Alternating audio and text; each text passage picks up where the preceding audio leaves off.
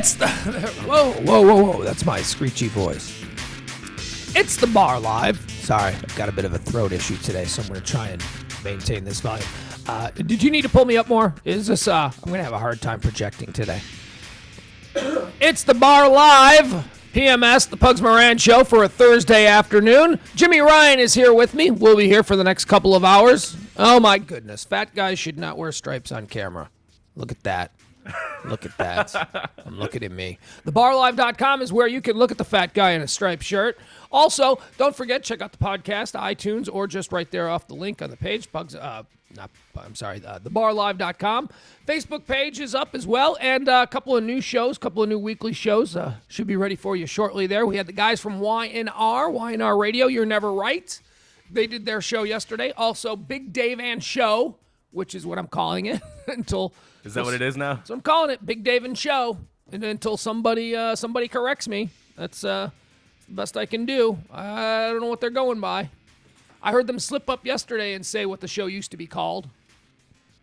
Oh, yeah, they did. Yeah. Actually, a couple times. Uh-huh. Yeah.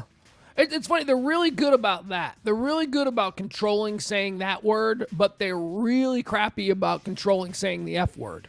Every other word? Every other word is the F word Yeah. on that show. But the one particular name that they are forbidden to mention at present, they can control that pretty darn well. Mm-hmm. They do. They don't say that. It shows that they do have control. Sure. Yeah. If it's shows necessary. they just don't want it. Yeah. They just don't want to control the F-bombs. That's okay. It's an X-rated show. There's an X-rated show at the Bar Live, and it's a Big Dave and Show. It's actually a very fun show. You should check it out. It's kind of upsetting, though, they would be considered an X-rated show because I would expect so much more. Like, if it's X-rated, I'm expecting, like, real, visual thing going on. But, How are you doing today, Jimmy Ryan? I'm doing great, man. Yeah? All right. Let's do a little three things. Let me talk. Yeah. Oh, I'm sorry. Did you want to promote something? Did you want to say something there? Well, I know that you sent me a text message about SpaceX, and it was coming in this morning, and I missed it because I was in the middle of watching the stream, actually, because that's how I roll in the morning. Oh, you were watching the actual stream of SpaceX? Yeah. Okay. Yeah, CNN did a little, but the CNN missed it. They missed that. Are you serious? They totally missed it. I was so angry by this. They got me there. They got Chad Myers, who is the meteorologist there at CNN. Who I love. I like Chad Myers too. Yeah, you know what I love about him? There are two guys at CNN who I really like, and maybe you know them both. I love Chad Myers and I love Tom Foreman. Do you know who Tom Foreman is? I do, yeah. Tom Foreman has I wonder if Tom Foreman used to be a school teacher, because he has a way of explaining really complicated issues in a real elementary way that really impresses me. I love it when they throw it to Tom Foreman and he goes to the big board and he's kind of got this sing-songy way about him. And he says, here's how it works. This is the delegate breakdown. And he's really good at simplifying it for people watching. I really appreciate what he does. Chad Myers does the same thing with hurricanes. Yeah, he does. I always get kind of excited because when there's serious weather going on, Chad Myers is on so much, and you can see that he's getting excited about it. He's like, yep, he's a space dork. I guess you're gonna come back to me, huh? He gets a little wood when the barometric pressure drops to a certain point. Yeah, because he knows he's getting TV time. It's so true. That's his day to shine. And then there's the other guy that I like is, have you ever seen the Weather Channel guy who is also on CNN a lot? He's always the guy in the path of the tornado. He's got some Italian last name. He's like a good-looking, swarthy kind of Italian guy.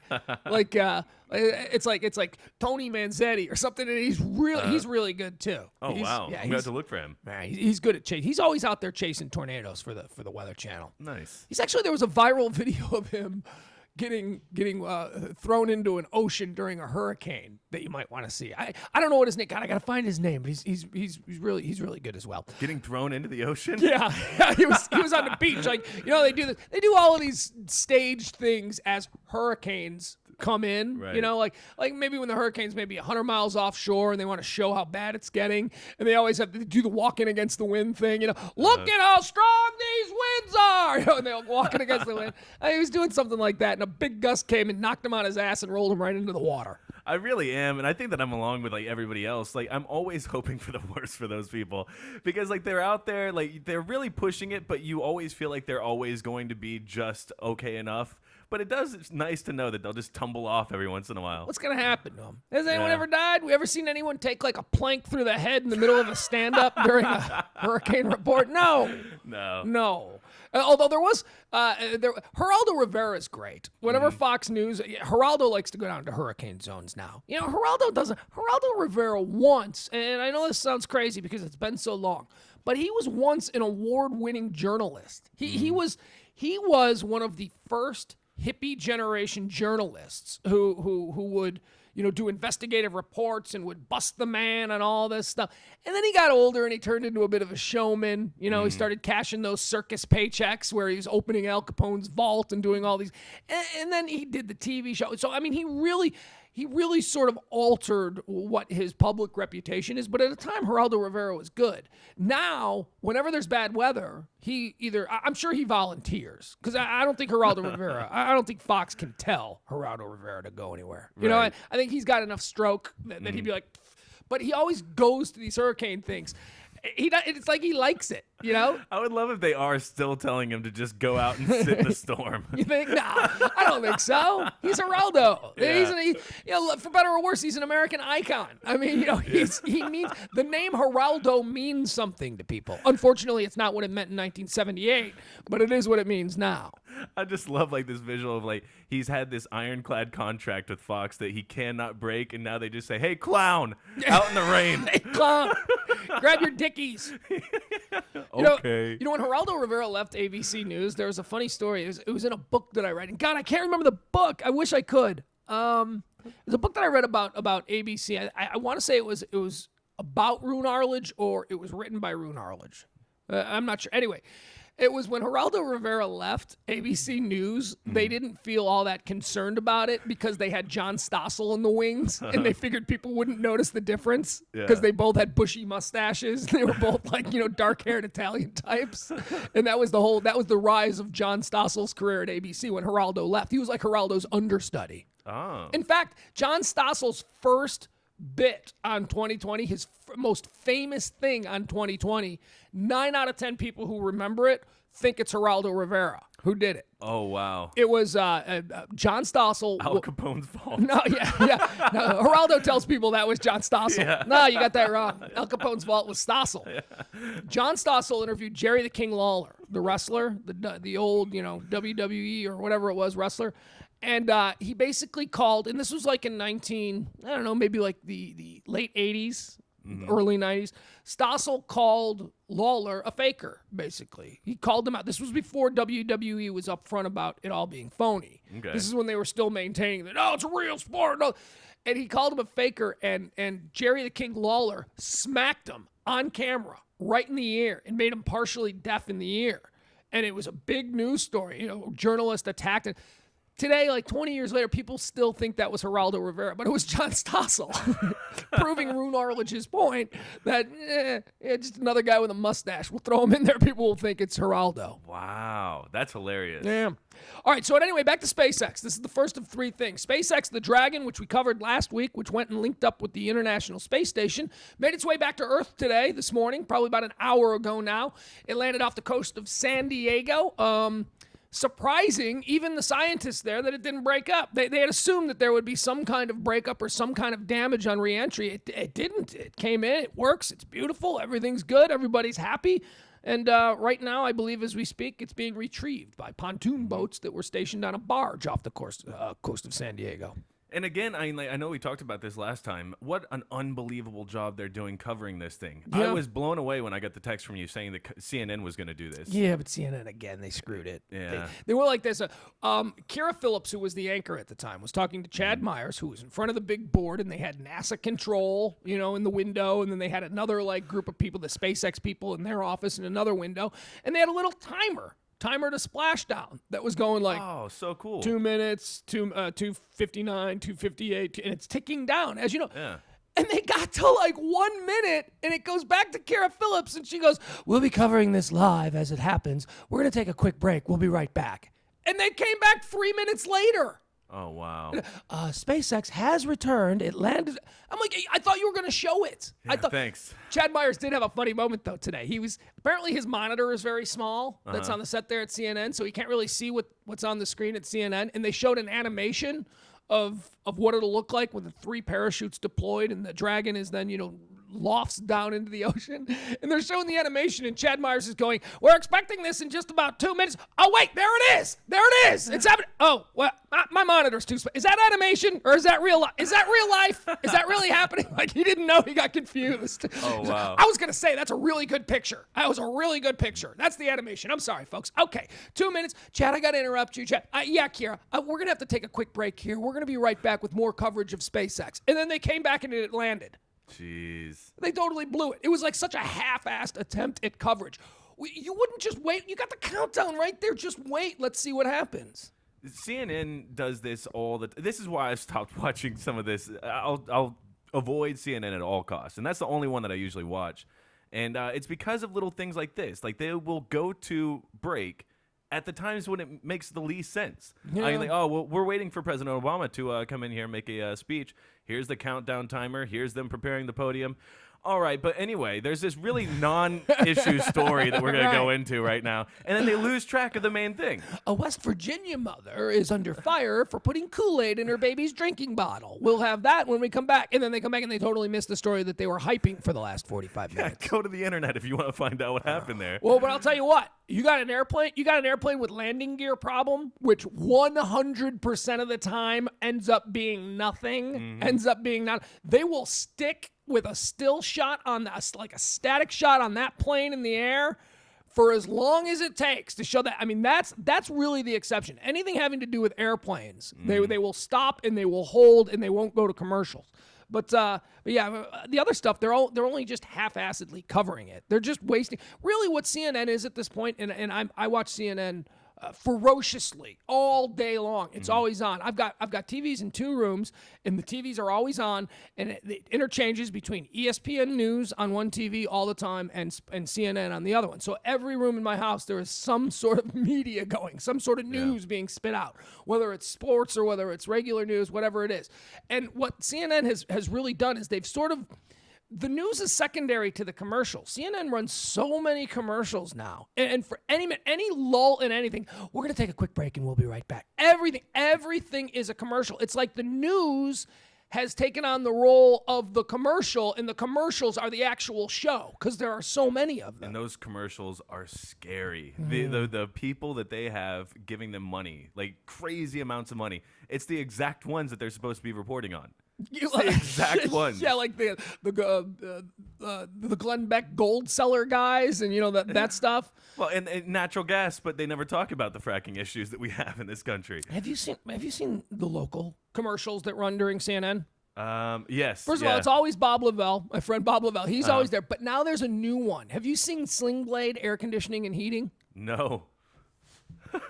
You gotta watch for this. Okay. It's not called that. I don't know what it's called. But the dude who's on camera, Sling Blade. I mean, I wouldn't want that dude in my house. He is the most non-charismatic. Is that a word? Non-charismatic. What would the anti of charismatic be?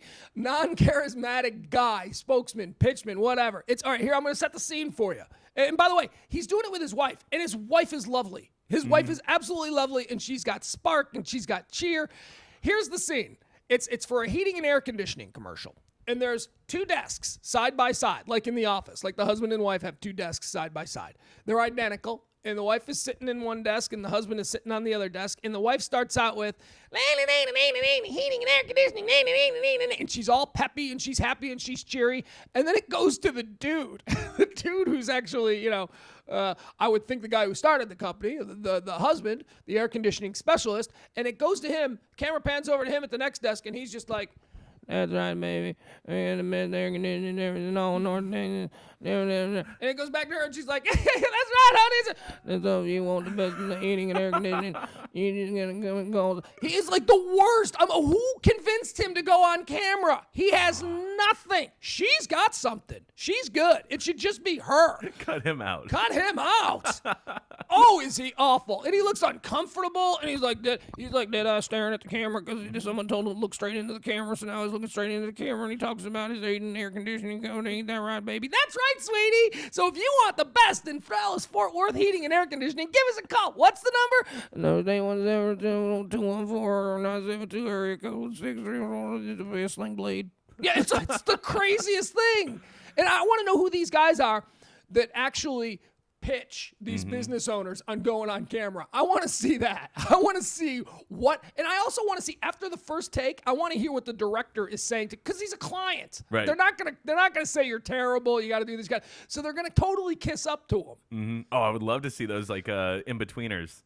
Where you're sitting there going, outtakes. Oh, that was good, but maybe just a little bit more excitement. Can I get you to enunciate a bit? Maybe a little enunciation, articulation. I need a bit more of that out of you. Let me give you a try. It's all going to get so much worse, too, because Google just came out with this new feature where instead of doing like online ads, you can actually put your ads on TV. And all you have to do is tell it the time, the type of channels you'd like it to run on, and then upload your video.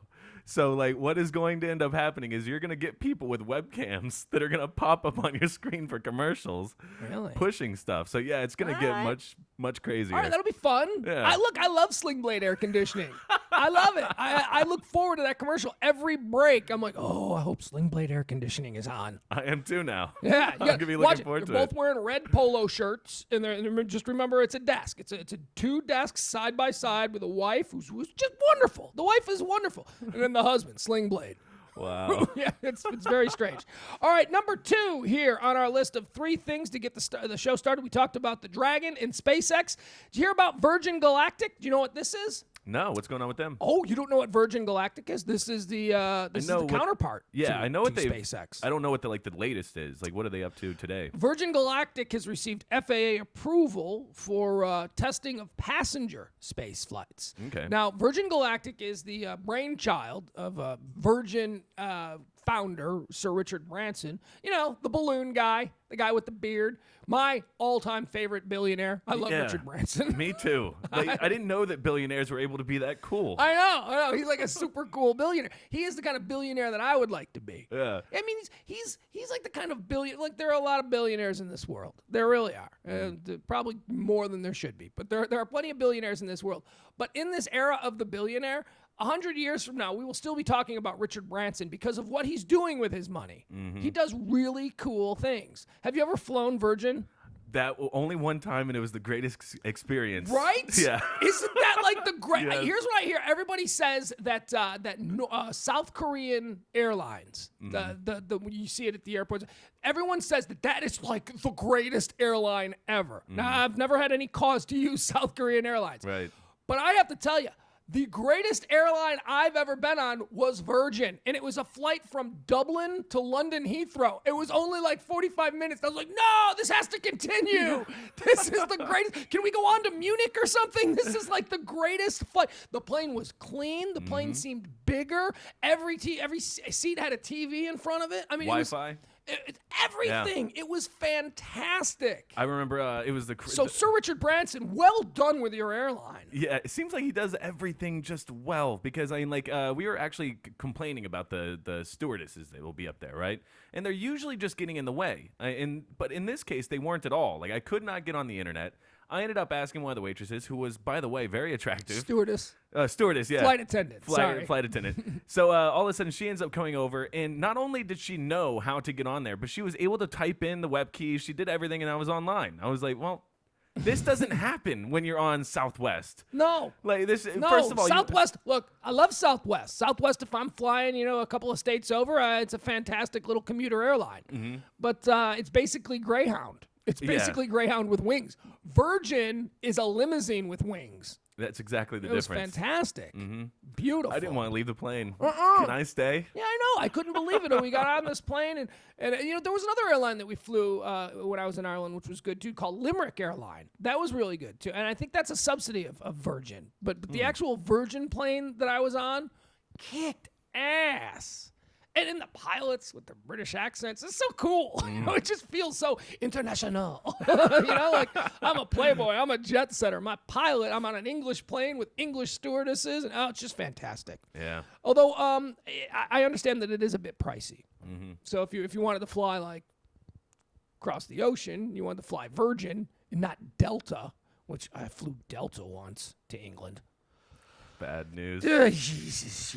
Yeah, it's just a cattle car, just a cat. If you have to fly over there, if you've been to Europe, if you've flown over the ocean, it's a brutal trip. I mean, that's about the length that I can handle. Right. Europe, I couldn't even imagine flying to Australia or flying to China or somewhere that's like 3 times as far as Europe, because you're in the flights. Europe's like 7-8 hours. Mm-hmm. And you're like 6 hours over the ocean where it's just nothing. And if you have even the slightest bit of fear, that's not a good place to be. Just, thousands and thousands of miles of nothing but sharks. So someone like me who constantly needs to feel like I'm in control would probably lose it halfway over the ocean. Yeah. Although they say, it's better for a water landing than it would be to hit the ground, the hard ground. You have more of a chance of survival if you go down over the ocean than you would, But I don't care. I don't want to tread water. I don't. I've seen that movie, Open Water. Have you seen that? No. Never mind. Your references are references are all lost on you. Oh, the audience is still here though. Yeah, so Open Water. They had to tread water for like 36 hours.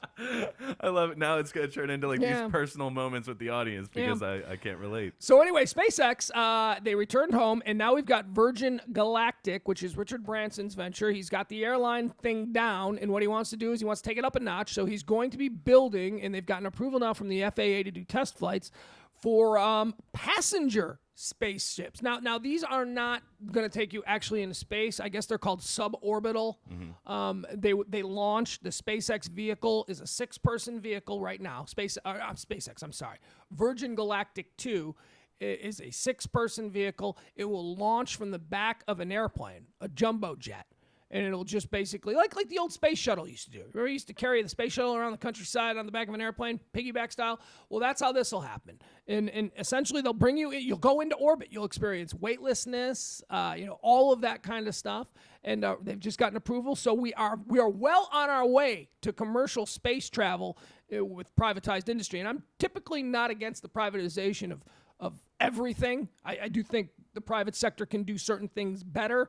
And in this case, I think the importance of space exploration isn't something that we need to leave in the laps of politicians at this point. I think if privateers can get this done and get it done quicker and really just advance humanity to the point where we are exploring this whole great universe that we live in, I'm all for it. I would, however, like the state to run the prisons, if that's at all possible. Yeah, can we get on that? I don't want companies running prisons. That's where I draw the line at the privatization. Yeah. But Ashton Kutcher is one of the guys who bought one of the first seats. I thought you were going to say Ashton Kutcher bought a prison. Not well, yeah. No, that'd be something, wouldn't it? Yeah. Just a whole bunch of practical jokes going on in there. Find a whole different side of Ashton. He's very militant sometimes. Yeah. Lock up Ashton Kutcher State.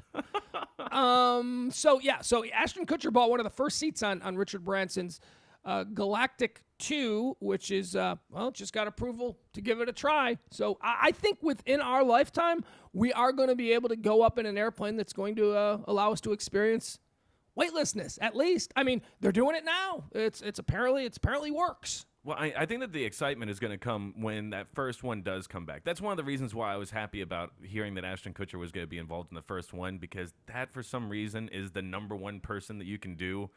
Like, getting them to promote anything. Right. So like... And if it all goes really bad, it's not like we lost anybody of great worth. Yeah, we're still going to be thanking him. Right.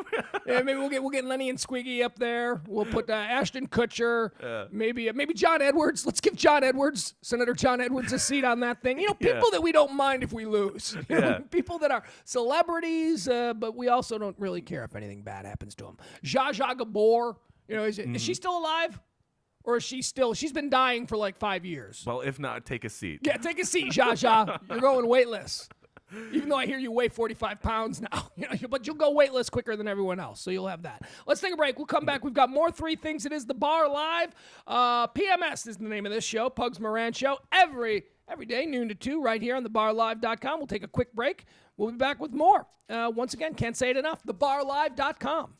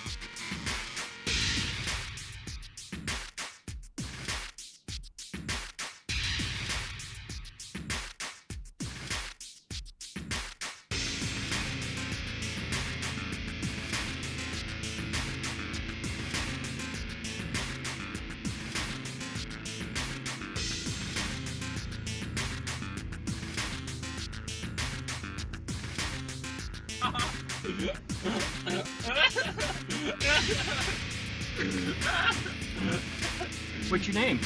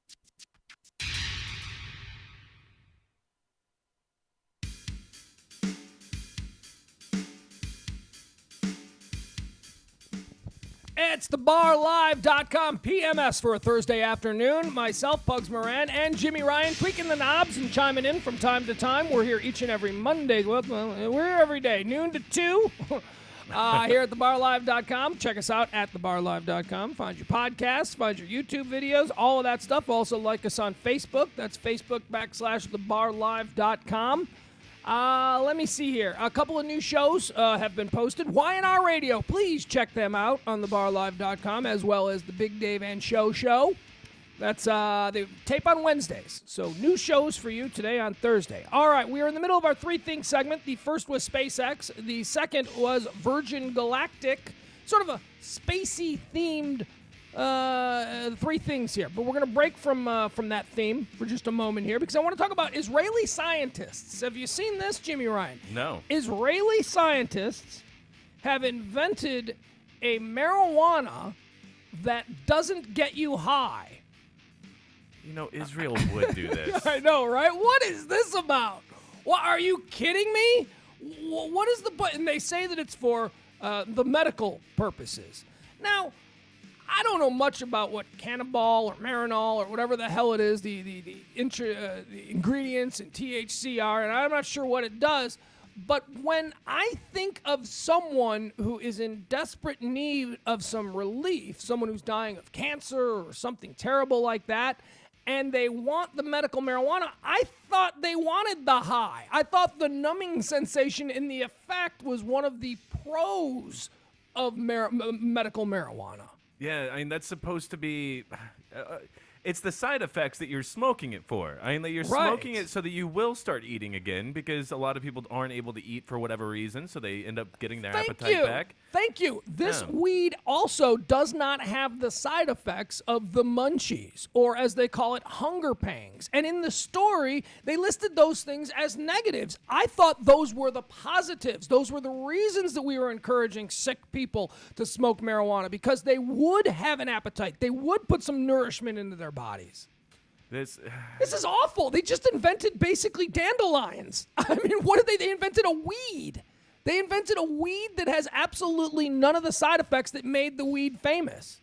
I mean, like, really, the story has read this way to me at this point. Israel has found a way to make scientists unnecessary. Completely. There's no need for this. If I want this, I'll buy some ditch weed from some Mexican dude hanging out at the gas station. Yeah. It's just bad weed. They invented really bad weed. Yeah, you didn't have to go into a lab for that. I know guys who can hook you up with that, Israeli scientists. Yeah. You want really bad weed, really horrible ditch weed that doesn't do anything and makes you feel like you got ripped off?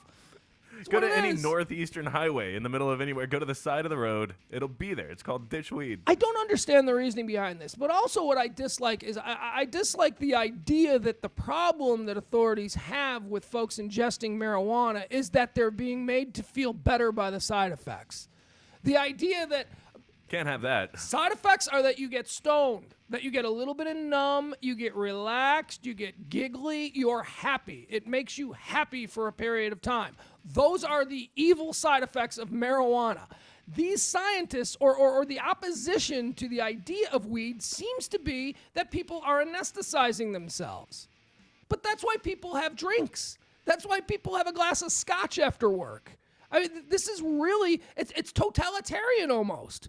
That they are trying to control the way that we make ourselves feel good. I got a problem with that. And I have a serious problem with it because marijuana is one of, I think it may be the only thing that I've come across in life where it just made sense the way it was. I mean, there's so many different good effects that you can get from that for a wide variety of different diseases, things you may be going through. I mean, the simplest thing can be offset by some of the things that you get from marijuana. And we keep on trying to go in there and improve on it somehow. It's perfect. Yeah. What are you improving on? It's perfect. God made it. It's a weed. It grows everywhere. They don't like that, though. They don't like that it grows anywhere. They don't like that it's basically a weed and that anyone can have a whole crop in their backyard. That's hard to regulate. More importantly, that's hard to tax when people are growing it in their own backyards. And it is a problem when even my dumbest of friends have been able to grow an entire stockpile. Yeah. I mean, these were not people with green thumbs by any means, but they were able to grow. Their houseplants are all dead, but they've got a weed farm in their back bedroom. Yeah. Yeah. All right. So thank you, Israeli scientists, for doing absolutely nothing. I did not understand that story at all. I'll go back to not expecting any important scientific breakthroughs coming from Israel. Yeah, I've never expected them to do anything. Shouldn't you scientists be working on a way to maybe, I don't know, get along with your neighbors instead of taking the stone out of weed? Yeah, how about you just focus on social sciences for a little while? Yeah, let's get that battened down because you guys got some problems over there. I'll tell you what. Leave the taking the stoning out of weed to the scientists at Bob Jones University or something like that. That sounds like something in their wheelhouse. Let those guys do that. All right, a story I wanted to talk about here, and I haven't really been able to get into it because I haven't had a computer and I haven't really been up on it, and I still haven't seen the video, but it happened over the weekend, and everybody is talking about it, and everybody wants... I received so many emails and Facebook messages. Hey, are you going to talk about this? I've been sent this story by at least 6 different people. I can't look at them because I don't have a computer anymore. And I only have access to a computer when I'm here or when I'm using a friend's thing. So I can't, it's an 18-minute video. I can't watch it. And I'm talking about the, quote, zombie attack that occurred in Florida over the weekend. Apparently, this is a new wrinkle in Urban Beach Weekend, where now urban also means zombies. Because, Jimmy, did you see this video? I have not seen the video. It's 18 minutes long. Wow. Even if I had a computer, I don't know that I would sit and watch it. It is absolutely, from all reports, the grisliest thing anyone has ever seen. Are you familiar with the story? Do I need to walk you through it? I know just little tidbits, but this is a lot like that big campaign that was going on in Africa. I just knew that there was a big video that I was supposed to watch that was really long. Oh, the Coney video? Yeah. You didn't watch that? Didn't watch that, no. I watched like a couple minutes of it. And I was like, I get the gist. I mean, you tell me 18 minutes. That Coney video was almost 30. Immediately, I'm not interested anymore. The Miami Beach Causeway is where this happened. Apparently, it's like an off-ramp that leads you to South Beach, Miami Beach out there. Mm-hmm. The zombie in question is a gentleman by the name of Rudy Eugene, 31 years old, was attending Urban Beach Weekend. Boy, the Urban Beach Weekend... That sounds safe. They did not need this. They've got enough trouble. Do you know about the Urban Beach stuff? Isn't this the what happened last year where there were gunfights and all types of stuff that were going on in the streets? How do I talk about this as a student of humanity without sounding bigoted? Because I'm not bigoted. I don't believe I am. I mean, God, I hope I'm not. I try very hard not to be. But these Urban Beach weekends have come under fire. What was it called? Freaknik, I believe, was the big one in Atlanta. Do you remember Freaknik? No. Freaknik went on in the 90s, and it was spring break for all of the black colleges in America. Whereas, the white kids, they might all go over to Cabo or Sal Padre or something like that. Apparently, all of the black universities decided that they were going to have their own destination for spring break, and they chose Atlanta. Oh. I never understood that. Don't you like the beach? What are you going to a city?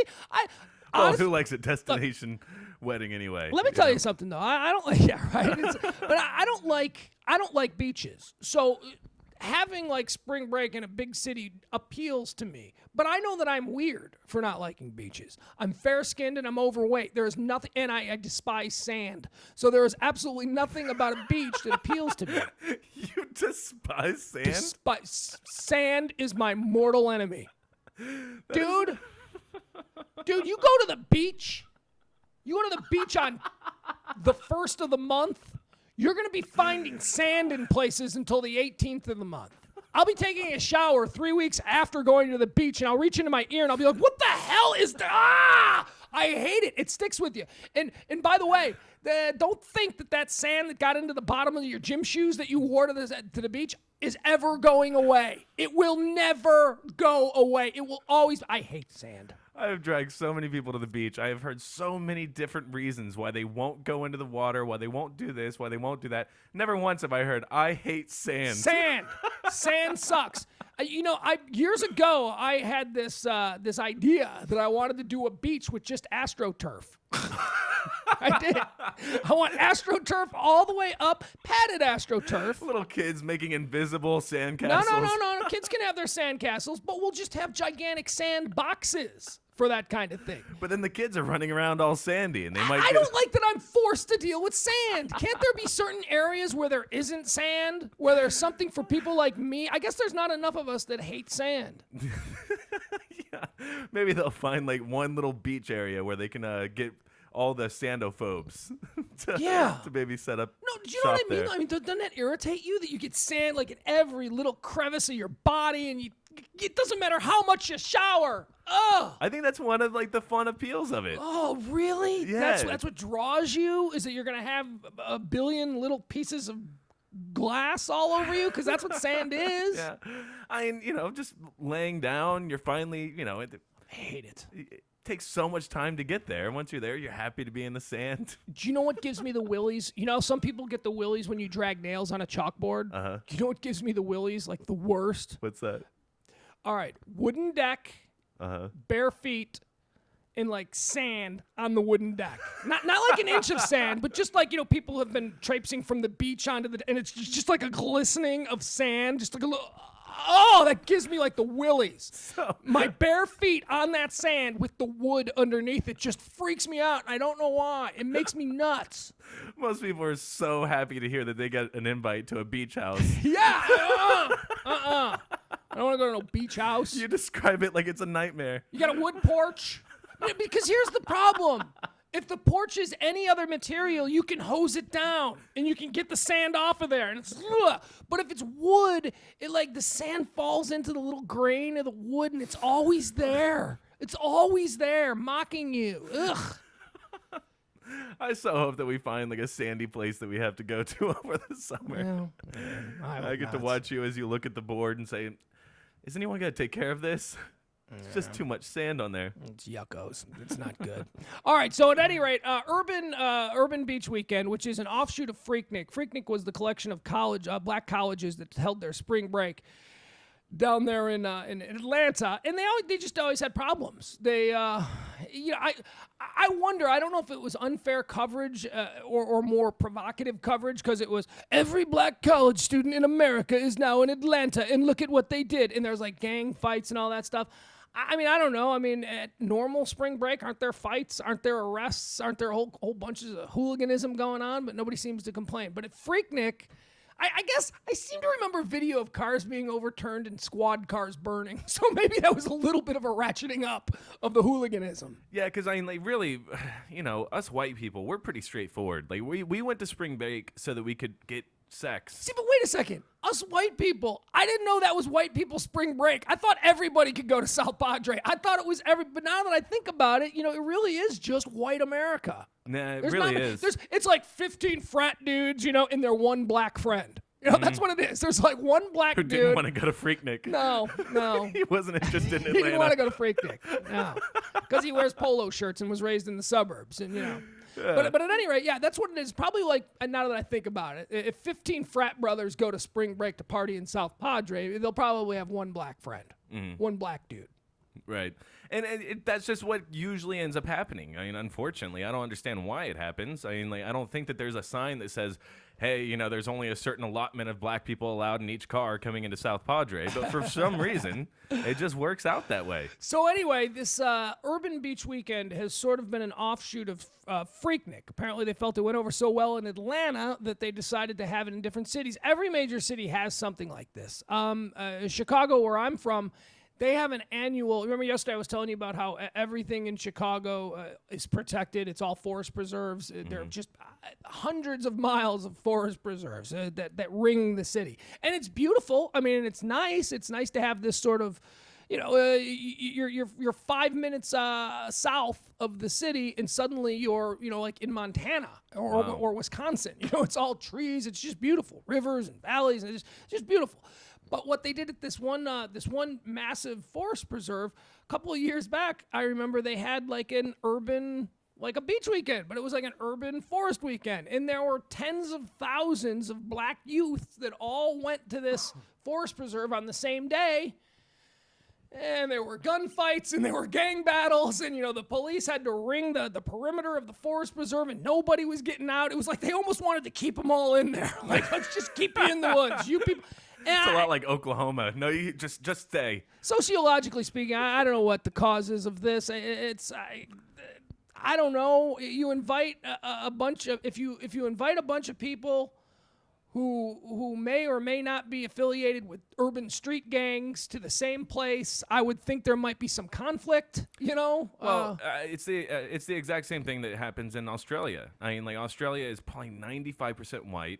And then all of a sudden, they have the exact same problems that we have here. But don't they have Aborigines? Aren't all of their natives black guys? Yeah. I mean, like, but, you know, I'm basically saying, like, the ones that are causing the biggest problem there are the motorcycle gangs, who are very, you know, territorial. You're only able to go into certain pockets of the area if you're in that gang, or if you're in that gang, you're able to go here.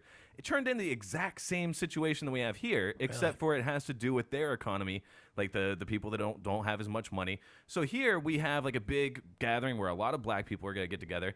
We have certain parts of the black, you know, groups that will end up becoming part of those gangs, part of that.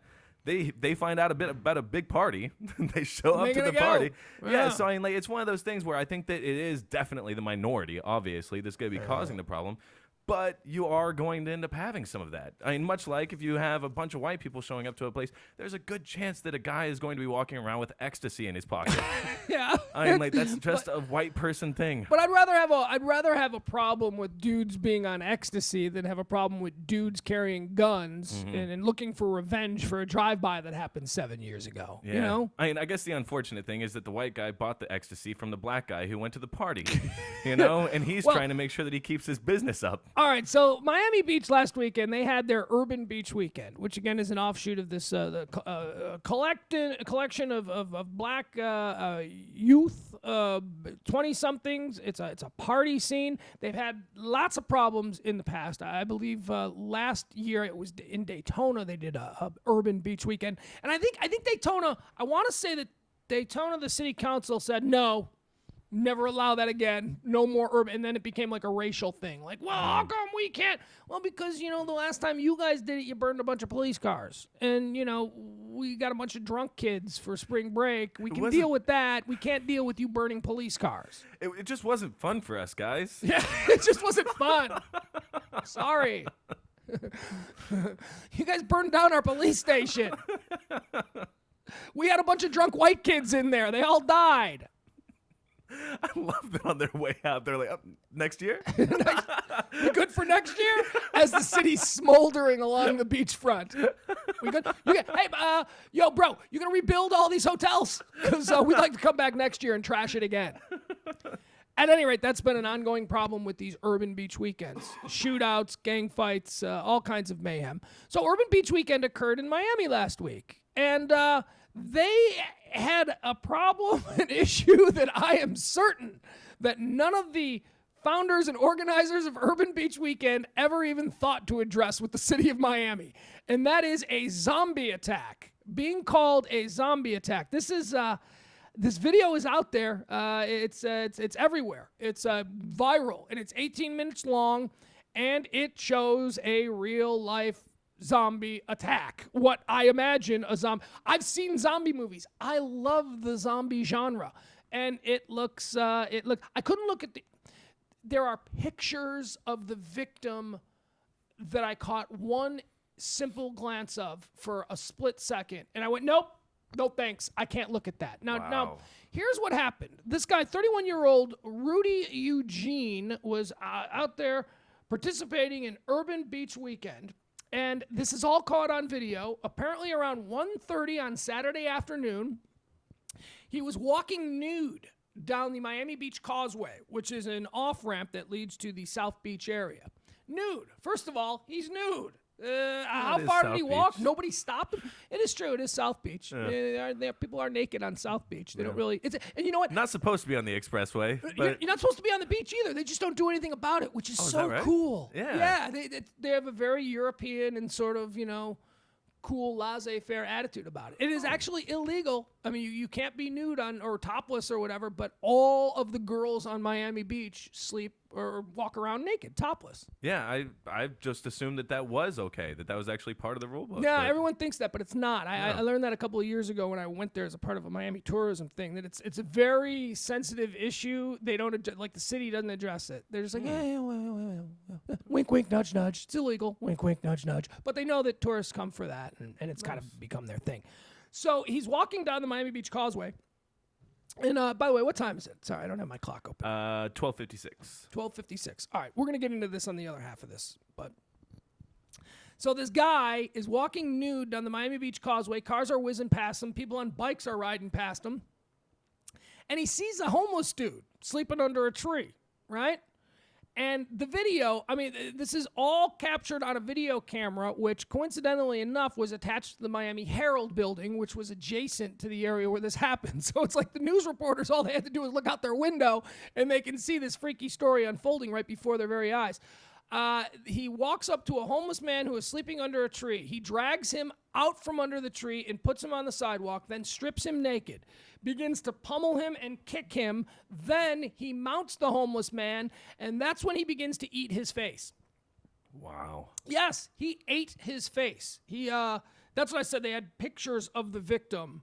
And apparently this guy they're calling the zombie would take huge chunks out of this guy's face and then sit up with human flesh hanging out of his mouth and growl like to people. I mean, there are people on bikes that were riding past. The video shows people on bicycles riding right past this scene as it happens. It shows a cop roll past and then make a U-turn going in the wrong direction, and you see the cop roll up on him. Now, the cop's last name was Garcia. I'm not exactly sure what his first name is, but he, within 18 seconds of arriving on the scene, he put 4 bullets into this guy and just dropped him. I mean, there wasn't even any second thought to it. He got out of the car, he saw what was happening, and he just squeezed off, boom, boom, boom, boom, and put this guy down. 31-year-old. The guy's name is Rudy Eugene. Now, you would think, what's going on here, right? What would lead to this? It's this guy. I would think that he wasn't even the slightest bit a normal person, that he was some crazed homeless guy himself, right, who wasn't on his meds or was possibly a crazy crank addict or PCP. You know, this is what it sounds like. It sounds like somebody who's on some crazy drug. No. He's a normal guy who went to Urban Beach weekend with his girlfriend. His girlfriend said she lost track of him Friday night, and he wasn't returning phone calls, and that he was partying pretty hard. And, you know, now this. He's dead. He's dead. He ate a homeless dude's face and then was growling at people and took a swipe at a bike as it was going by. I mean, my God. Good Lord. I mean, it's the most horrifying thing I think that has ever been. Unless it's a promo for a movie. You know, unless this is some great viral stunt for my buddy Bruce X's new zombie movie that's coming out. I have no idea what to make of this. I mean, it's horrifying. I can't wrap my mind around it. It's inhuman. There's just not very many situations in which I would imagine going to a funeral would be so awkward. Like, you know, like if they're talking... How do you go to Rudy George's funeral? Exactly. Yeah. Like, oh, Rudy was a good guy. No. You know, until he started eating people's faces. Kind of offsets everything you've done in life, right? Yeah. I mean, no matter what this guy did, if this guy was a Hall of Fame pitcher for the Astros, his opening line in his obituary would be zombie killer. It wouldn't be baseball Hall of Famer. Yeah. You know, it takes a lot to sort of... I don't really know that he was all that accomplished, but...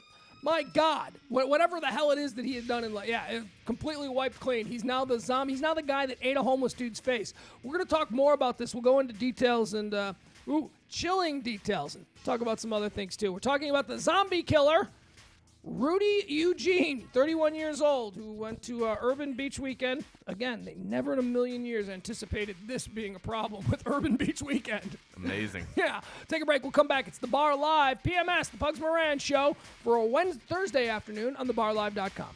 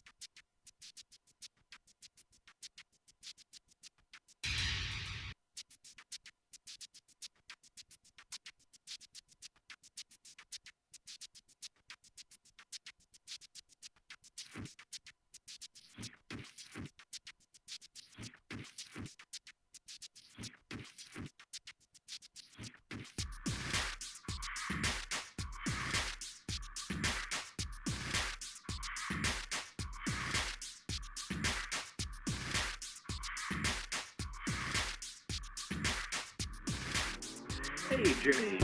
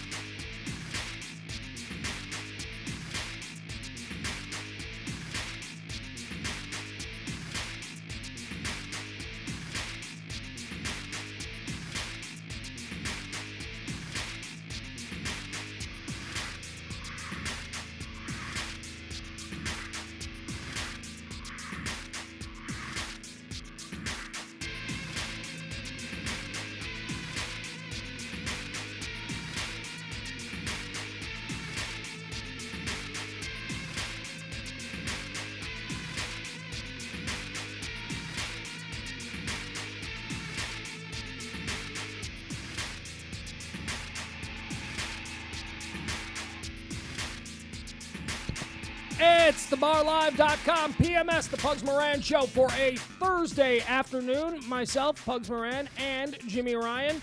We're talking about the story out of Miami, South Beach. Urban Weekend took a bizarre turn as there was a zombie attack captured on video. 18 minutes of video. I don't know. At some point, I don't have a computer for the next couple of days. At some point, I'll watch it, but I don't know how far into it I'll get. This is one of those rare videos that even though I don't want to watch it, I will most definitely be watching it within hours of leaving this place. Maybe I'm telling you, it's gone viral. I mean, I think this is how you know what people are walking among us who are weird. Mm-hmm. You know, the people who can actually sit and watch this 18-minute scene of a guy eating a homeless dude's face right there on camera as passersby walk by. It got like 3 million hits. I'm like, really? There are 3 million people who can sit through that? It's probably more than that now. There's probably way more than that because the video's been everywhere, and this is definitely a hey guys, come here, check it out video. This is the kind of video that you're sitting in your cubicle at work and someone sends it to you, and suddenly you've got all the people in the office gathered around your cubicle. This is outdoing Two Girls, One Cup.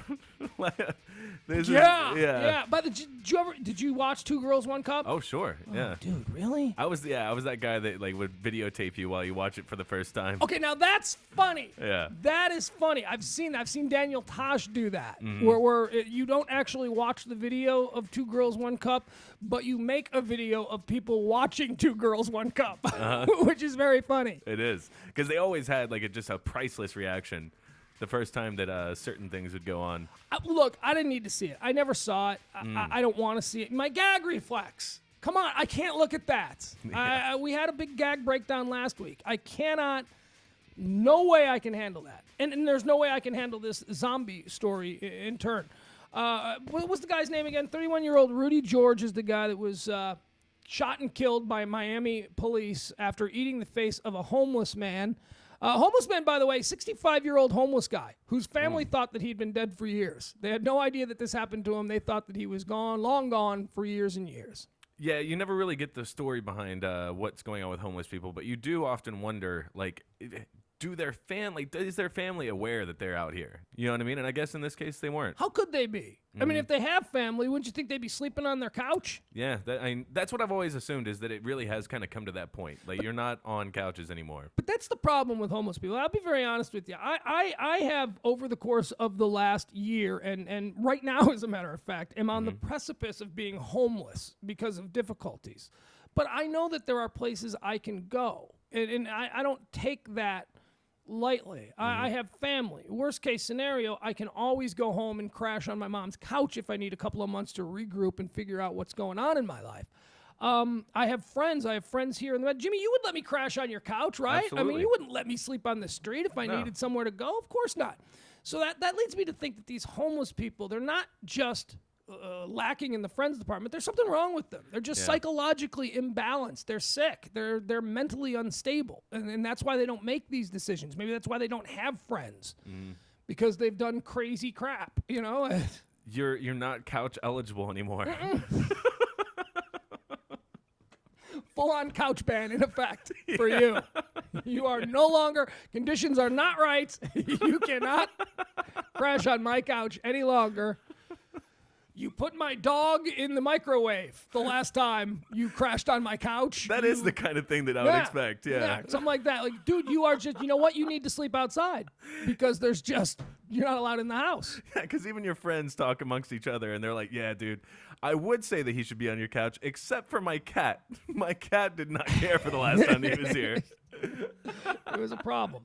All right, so the Miami Beach zombie attack captured on film, 18 minutes. You have a story in front of you. I believe the mom of the zombie, we'll just call him the zombie. Mom of the zombie says, and I believe the headline is, "My son is no zombie."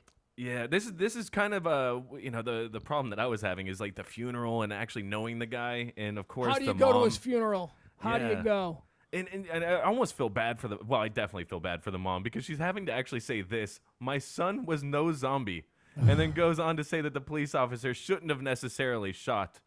What? What?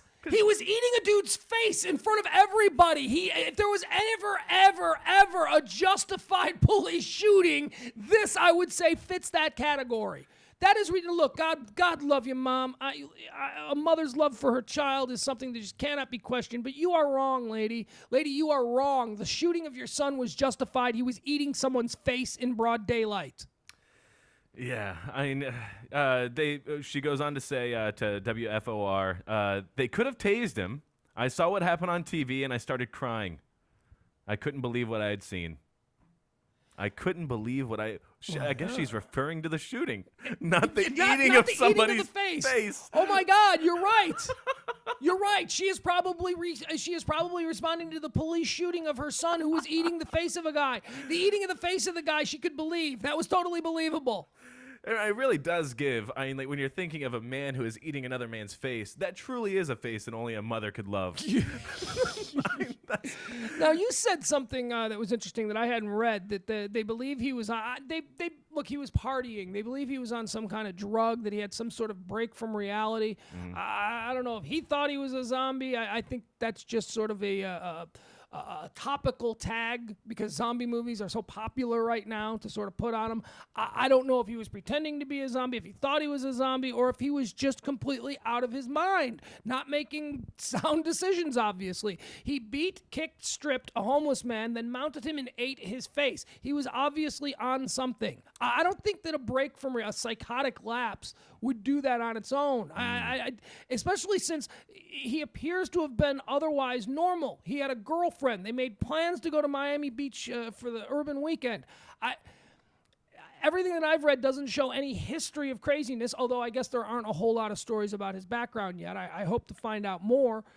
It seems to me that he was on something. Now, you heard about something that he may have been on? The mom a little bit further along, and then it goes into what he was actually will you found read to be that? on. Read the story a little bit. Let me get a lay of the land of how mom is reacting to all this. Okay, she goes on to say he loved God. He was always into the Bible.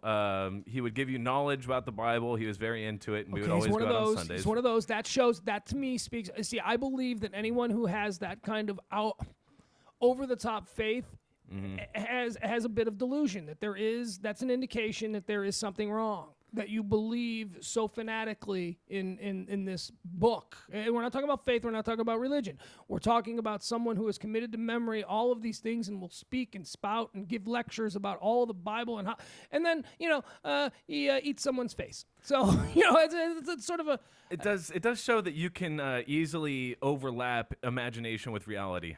It shows that you're able to do that. So. And it also shows that maybe you don't know where the line is. Yeah. Between fairy tale and real life.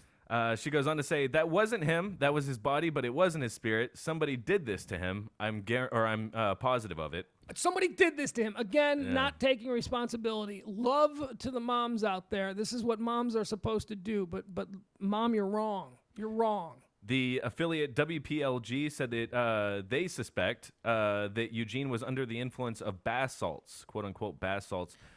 These are a drug that are synthetic stimulants that cause chest pains, increased blood pressure, increased heart rate. Good high. Sounds like a really great high. Yeah, I mean, I haven't done any of these bath salts, but I have had the single worst experience of my entire life when I smoked salvia. Have you ever seen this stuff? Now, salvia, that's the legal weed, right? Yeah, well, it's not even really supposed to be like a weed. It's incense. Yeah, and it's if you've been out there thinking about this, don't do it. It's the worst experience you're ever gonna have. It's one of the scariest things that'll ever happen to you. I tried it as an experiment. We talked about it on the air, and it was totally legal. And I tried it, and I want to say that my producer James may have tried it as well.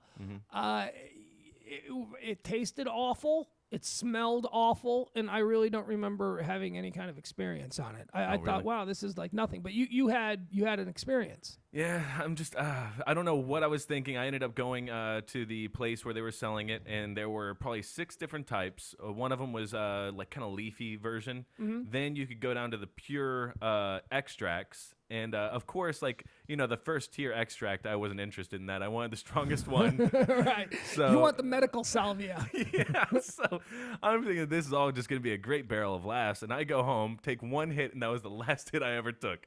I will never, ever again. What happened to you? Tell me about the experience. It started out, and man, I really wish I had not closed my YouTube account because my first salvia trip was on YouTube for the longest time. Yeah.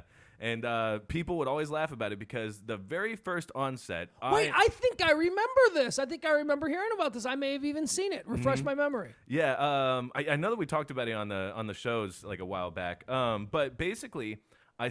from the onset, I'm as happy as could be. Apparently, I look like somebody who is actually seeing fairies. You're euphoric. Yeah, I mean, the greatest thing, I would definitely be taking a hit of this if I saw the man's face that I saw on the YouTube video. Right. But that face quickly turns to a look of absolute just freaked out. Never been more scared in my entire life. What was going on in my eyes, was everything started going black. Then I started seeing white, and then the white started cracking in different parts of what I'm seeing. And now all of a sudden I'm freaked out. I am totally beside myself. So you're having actual physical side effects where your eyesight is now sort of backlashing against you. I couldn't tell you where I am. There's no way I would have been able to tell you where I am. And my friend Andrew, who's sitting next to me the entire time, realizes that I am just on a different plane, and he goes, hey man, how you doing? Hey man, hey, dude, hey, just so you know, we're in the living room. We're sitting on the couch. I'm right you had next a trip to you. master. You had a good trip master. Yeah. Nice. And but the problem is I'm not hearing him. The only reason why I know this is because I've seen the video afterwards. This goes on for probably about 5 or 6 minutes. And then you see me start to try to get up, and then I can't get up, and I just go back down, try to get up. And then finally the video ends with me finally going up, doing a little lap around my apartment, and then falling asleep. And that was it. And did you wake up with any kind of hangover? Were there any side effects, a headache, anything like that? I just, I had like that taste in my mouth still that was kind of there, and it was just basically a reminder of don't ever do that again. Yeah. Just never, ever. It was the biggest waste. Yeah, I don't like, here's, all right, I'll give you the rundown of what I like. I don't like pills at all. I'll never be a pill popper. With you there. I hate it. I hate painkillers. The only pill that I can really take is Valium, and I only like that when I'm flying. That's I wouldn't take. I'm struck by these people who will take pills and go out in public. Yeah. I would be so afraid to go anywhere in public when I'm under the influence like that. I mean, I'll go out in public and drink some beers and get drunk, but that's, I guess, sociologically speaking, that's sort of normal, you know? Which I hate because I don't like being drunk. I would actually. I don't like being drunk either. Yeah. I don't like what it does in my body. I don't like the morning after. Alcohol is like the worst poison that you can put into your body, and yet it's legal and taxed, and everybody's okay with it. Yeah, I've got the worst headache today because of alcohol. If I had just taken an ecstasy tab last night, I would have been fine today. So. Right, yeah. Ecstasy, you'd be way bright-eyed and bushy-tailed. You'd have great experiences. You had a wonderful time last night. You didn't kill anybody. Yeah. You may have been a little bit weird with how touchy-feely you were, but, you know, if that's the worst side effect that you can have from taking a drug, so what? You know what the problem is with this drug? He's too lovable. He becomes way too lovable. We need to make ecstasy illegal. You know, the story of ecstasy, do you know how it started? It started here, didn't it? It started here. It started in Highland Park. It was a psychotropic experiment that the military had been doing, or not the military, but the scientists were putting it together for the military as a way to sort of open people up, like a truth serum, to make people more comfortable during interrogations and stuff like that. And there was one of the scientists who worked on the project became a very fancy Highland Park couples therapist, where he worked with, wealthy Highland Park couples who were maybe on the verge of divorce. And what he would do is he would have these sessions in his home. It's very similar to the kind of stuff that Timothy Leary was doing, except this at the time was totally acceptable. And in Highland Park. And in Highland Park. It was rich white people doing it. Right. It was rich 50-year-old white people doing ecstasy, so it was perfectly legal. And they did it in their homes, and it worked wonderfully. You would take, a couple who was on the verge of murdering one another, and you'd have this session in this doctor's home in Highland Park where they would take ecstasy, and within, 30 seconds, they're crying and they're loving, they're telling each other how much they love each other and how they're going to work it out and it's going to be fine and all that. I mean, that's the way it was used. And apparently what happened was someone younger, maybe a child of one of these patients for this ecstasy study, got a hold of it and decided, wow, this stuff is kick-ass. I've only done ecstasy once, and I adored it. I loved it. Yeah. I do not, and all of this stuff, it burns holes in your brain. Maybe if you're doing ecstasy like 5 times a day for a year, that'll be a side effect. But do you know that the last 2 generations of kids, not my generation, but the last 2 your generation, you guys, ecstasy was a normal part of your weekend. It was a normal part of my school day. Like that's people you went are to always school on X? Oh, all the time. All right, and then let's bust some myths there about ecstasy. As long as we're talking about this drug, were you violent? No, not at all. It's the direct opposite, right? Yeah, if anything, you're peace-loving. Yeah, if anything, I wanted to just basically go for a walk. And just look at birds and stuff. Yeah. Yeah. That's what I usually ended up doing. I would take the ecstasy in first period. I'd be like, oh, man, really don't want to be in this classroom anymore. Ring goes off. I leave school. Just go for a walk. Were you blacked out? Did you remember nothing of what you did? No, I always remembered everything. You remember everything. That's the point of ecstasy. That was the best part. You're because embarrassed the next day because you kissed your friend, your guy friend. That's like the worst thing. You walked up to your dude friend and you kissed him on the mouth and told him that you loved him. That's the worst part about an ecstasy hangover is realizing the things that you did, the words you said to people. And they're all positive and they're all loving and they're a bit embarrassing. Yeah, I've never had that night when we were all taking ecstasy and we had a fight the next day over what happened. That's never happened. Nobody has ever... ecstasy parties have never devolved into an all-out brawl. Ever. In the history of the drug. Ever. It doesn't happen that way. It's the direct opposite of making you aggressive. It makes you peace-loving. Mm-hmm. Oh, absolutely. I'll tell you what I have experienced, though. And like I said, I've only done it once just to try it. And there's really no reason why I didn't do it again other than I just don't really hang in those circles. The people that I hang around with, that's sort of not their generation. But I have been with many girls who are on ecstasy. And that is awesome. Oh, yeah. That is awesome. You want a sure thing.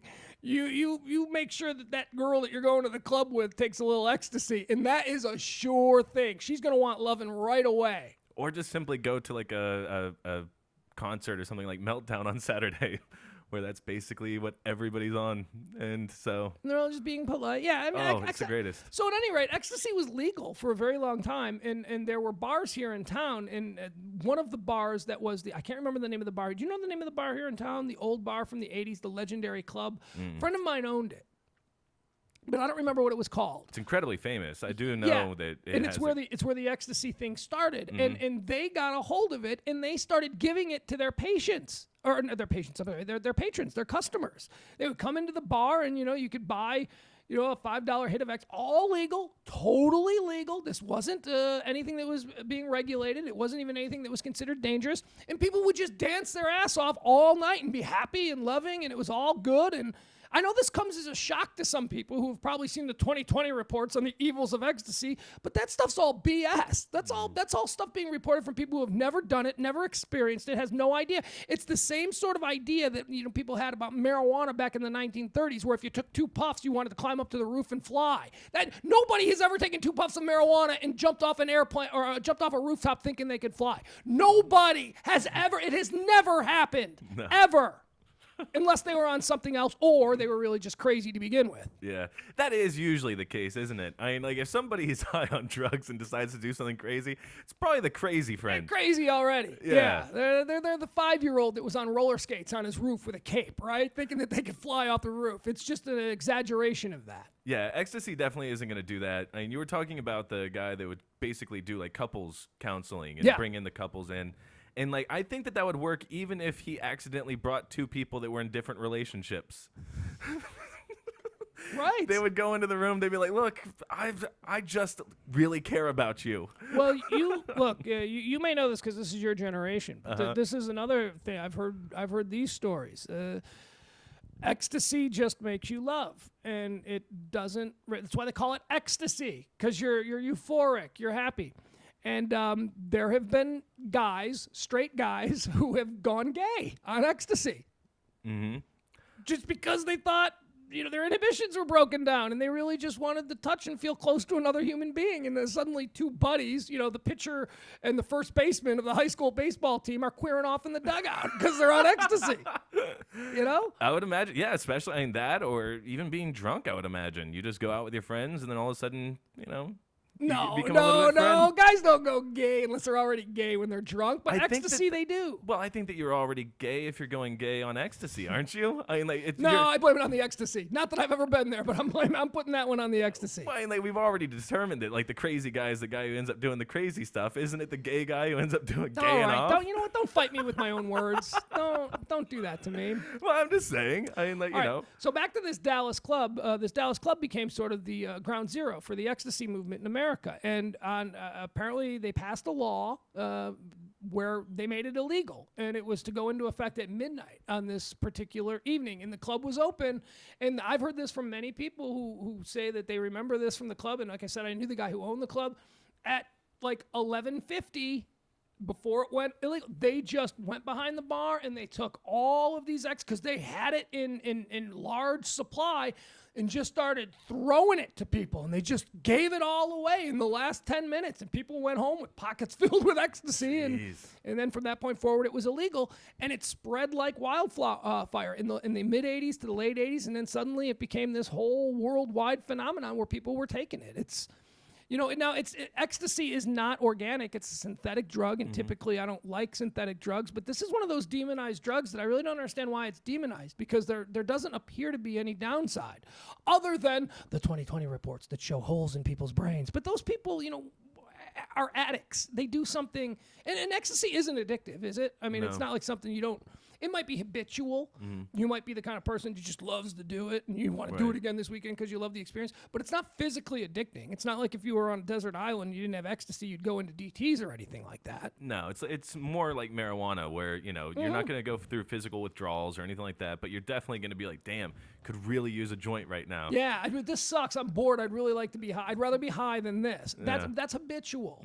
You are in the habit of feeling a certain way, but you're not physically enslaved to it. Right. Whereas even alcohol, you're going to start going through DTs. Oh yeah, your body, your cells crave it. It becomes a natural part of its own self. And the most hilarious part of like all these different things is the hole in the brain theory, which even like the most well thought out scientist is going to look at this and be like, well, that's a bit of a far fetched thing to say that happening to their brain. First of all, you don't regenerate cells on your brain. It's the only thing that in your body that you don't regenerate cells on.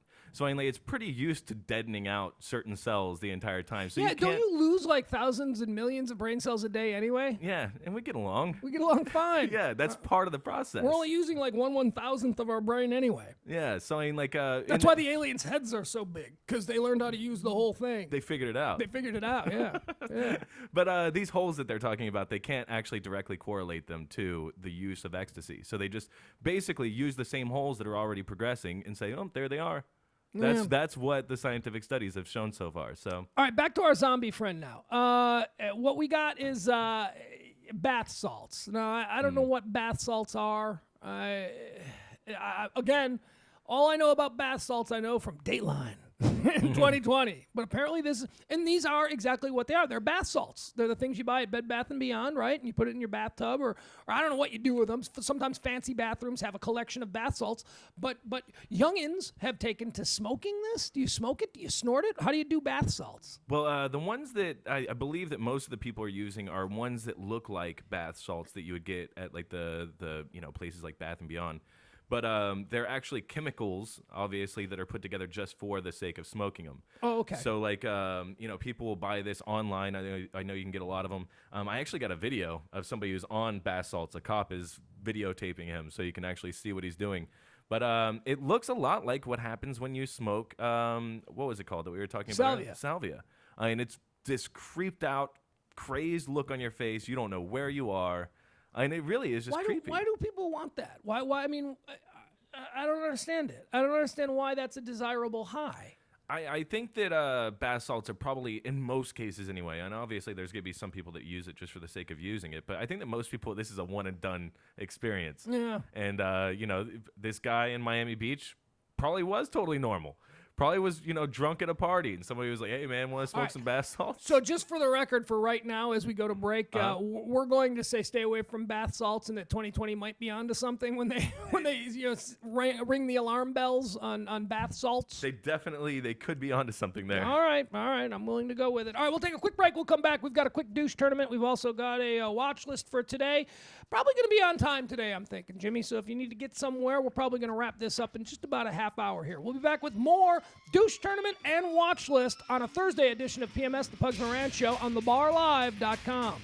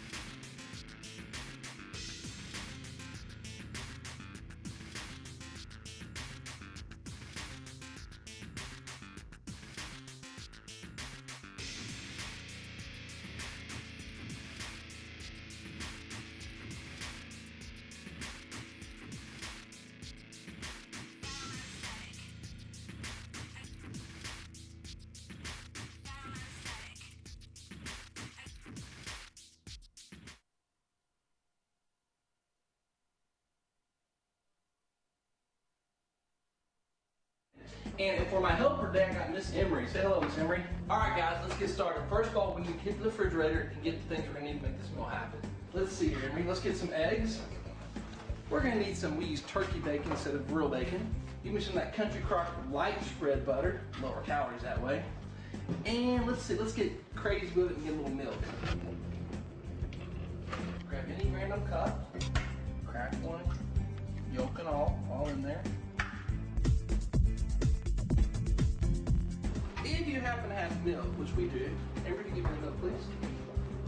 If you want to get fancy with it, you don't have to do this. You can add a little bit of milk in there. I like to do a 1.5 count. 1.5. Let's just take it up. Mix it around like such. Notice I got 2 yolks in there, a little bit of milk, 3 egg whites. At this point, I like to go to the cupboard. A little cooking spray. Gently pour it into your bowl. Make sure you got a good mixture of your yolk and your egg. Now, because we're going to be adding the turkey bacon, we're going to go ahead and pull a plate out. Never use your good stuff for your cooking. Use your fancy plates for later. Then, we happen to be out of paper towels, so as any single man should, always keep your leftover napkins, okay, for these kind of moments. I'm 6'1", weigh 200 pounds, so I'm going to go with 3 slices. I don't recommend that if you're 5'10" or under, I want you to. At this point, we're going to cover it up. We'll get another one of our Little Caesars napkins. Put it in the microwave. You got a good microwave. I have to do about 155 on 3 pieces. Pull out your plate. Now this plate will also be used to serve your food on later. Very hot, be careful. Because we're low on napkins. The same napkin we use to cover the bacon can also be used to cover your eggs. So that way you're not getting a lot of splash all over your microwave, which we've already had happen. 1 minute, 25 seconds. I'm gonna go with 3 slices. I used to do 4. I've reduced it down to 3 to help keep the carbs down, keep the calorie count down. Now Emery, what I like about this is I can make my entire breakfast in a matter of about 5 minutes and I'm off to go eat it, okay? While we're getting the breakfast ready, let's pull out, let's get our drink ready. You give me the Sunny D, please. Often I like to use a drink of Dr. Pepper or Coca-Cola or Pepsi.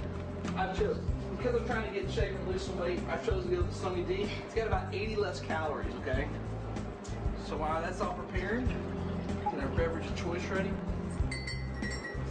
Because we're out of clean knife, which will happen a lot of times at a single glass house, you can actually use your fork to get your butter. This gives me an even spread. What I like to do is take my butter, take this. Now watch how it'll kind of just push through the top of the fork there, as such, as I smooth it across. See that? It's a good, solid pass. Put it on. All right, we got our eggs. Now, not too many people cook in the microwave their eggs. I believe it's something I'm Choctaw Indian, so it's something we've been doing for many years. Oh, look how good that's gonna look. Just picture that. A little bit hot, be careful. Take your napkin, grab your, there. Just gonna slide on out there on the plate. Watch how nice those slide will come out there. Look at that. Slide on out there. Now at this point, this is optional. I like to put a little bit of pepper, a little bit of salt, a couple shakes, 1, 2, and 3 on my pepper. 2 shakes of the salt, 1, 2. We go back, we got our plate ready. We've got our orange juice ready, and it's ready to be served up. And that's how you make a single man's guide to breakfast right there in under 5 minutes.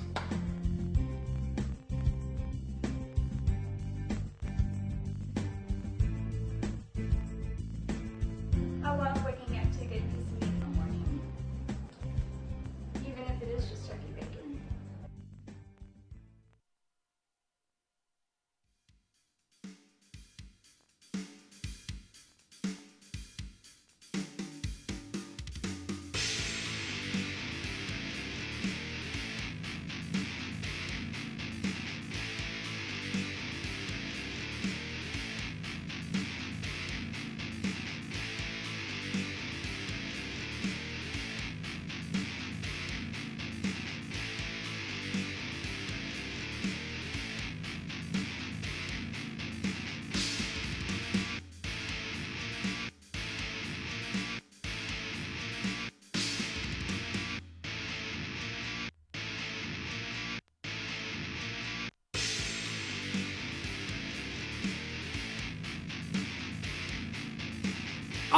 PMS, the Pugs Moran show for a Thursday afternoon on thebarlive.com.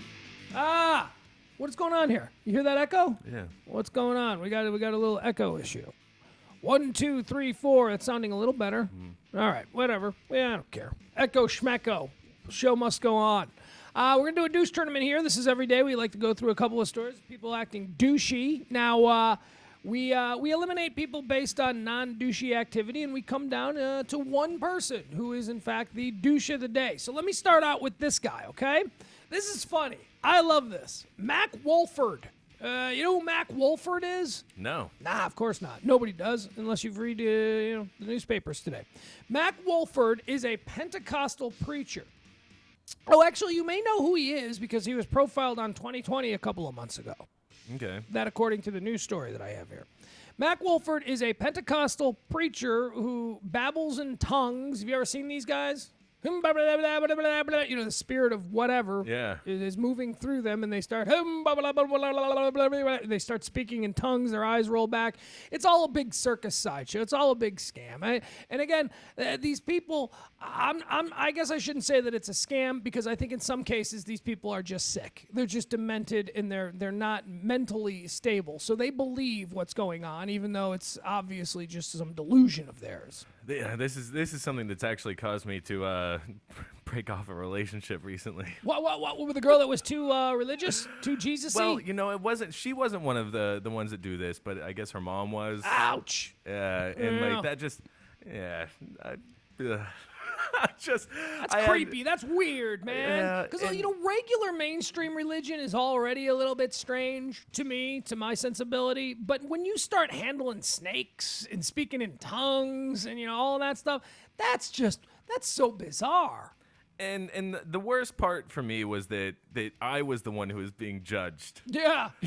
Well, you were judging her right back. Well, no, I wasn't actively, noticeably. I wasn't doing this to them. Uh-huh. It was noticeable that I was being judged. Well, how did you get judged? How did this come to your? How did you find out that she was against you? It basically came from I talked to her sister because she was the one that basically broke the story that. Her mom was very religious. And then at one point in normal conversation, she asked, basically, just in passing, she was something like, hey, if you're a praying man, then, pray for whatever. And immediately I wanted to nip this in the bud. I was like, look, I'm not, but I'll keep that person in my thoughts. How about that? That turned into something. That turned into something big. And I had no idea. That you admitted that you were not a praying man? Right. But you would still keep a good thought for him. Yeah. Was that the wrong way to go about saying that? No, because you're not compromising your core value of who you are, and you're still trying to, basically do a nice thing for them. Yeah, and ever since then, that I could see a different look from the people around. You're not one of us. Ew. Yeah. You don't want to be one of them. No, and then that's when I was like, you know what? Good luck with everything. Really? Yeah. Well, they live out in the country or something? I would consider it to be the country. It's like that Bedford Euless area. Well, all right. That's not exactly what I was thinking. That's kind of a suburb. But yeah, all right. I guess that's far enough towards Fort Worth that you could call it that. If it's not in Dallas, I consider it country. Mac Wolford, a West Virginia-based Pentecostal preacher, he's the king of the Appalachians. He's the big snake handler there in the Appalachians, and they covered him on 2020. They did a whole profile on him. He got bit on Saturday by one of his rattlesnakes and died. More proof that either God doesn't really exist or that a lot of this stuff is mumbo jumbo. Yeah, I mean it is funny. You know what? The story is funny. This story is funny to me. If you are going to play with rattlesnakes and you get bit and die, I have no sympathy for you. In fact, I find the tale of this amusing. Yeah, Chris Rock actually says it the best. I mean, when he was talking about who was it who had the tigers in Siegfried Vegas? Roy. Yeah, so he's talking about Siegfried Roy and how when the tiger went crazy, they're like, oh man, that tiger went crazy. No, that tiger didn't go crazy. That tiger went tiger. That tiger was being a tiger. Yeah. That's what tigers do. Hey, he was crazy when he was walking around on a tricycle saying, oh, I'm a crazy tiger on a tricycle. But when he ate Roy or Siegfried or whoever, who did he eat? It was Roy? Roy Horn? Isn't that who it ate, I think? By the way, Roy Horn's in some trouble. Oh? Oh yeah, I saw this over the weekend. Apparently Roy Horn gets a little touchy-feely with his physical therapists. Apparently he gropes dudes. He puts his hands down their pants, and a bunch of physical therapists have left his bedside and not worked for him anymore. They refuse to work for him. The old Travolta treatment. Yeah, he's going all Travolta, and so now there's like some lawsuit that a bunch of these physical therapists have filed against the guy that got eaten by the tiger. I don't know if that's Siegfried or Roy. I don't really care. They're so. Again, can I go back to? I remember when that story happened. We talked about it, and there were people that were saying that they wanted their money back from the show.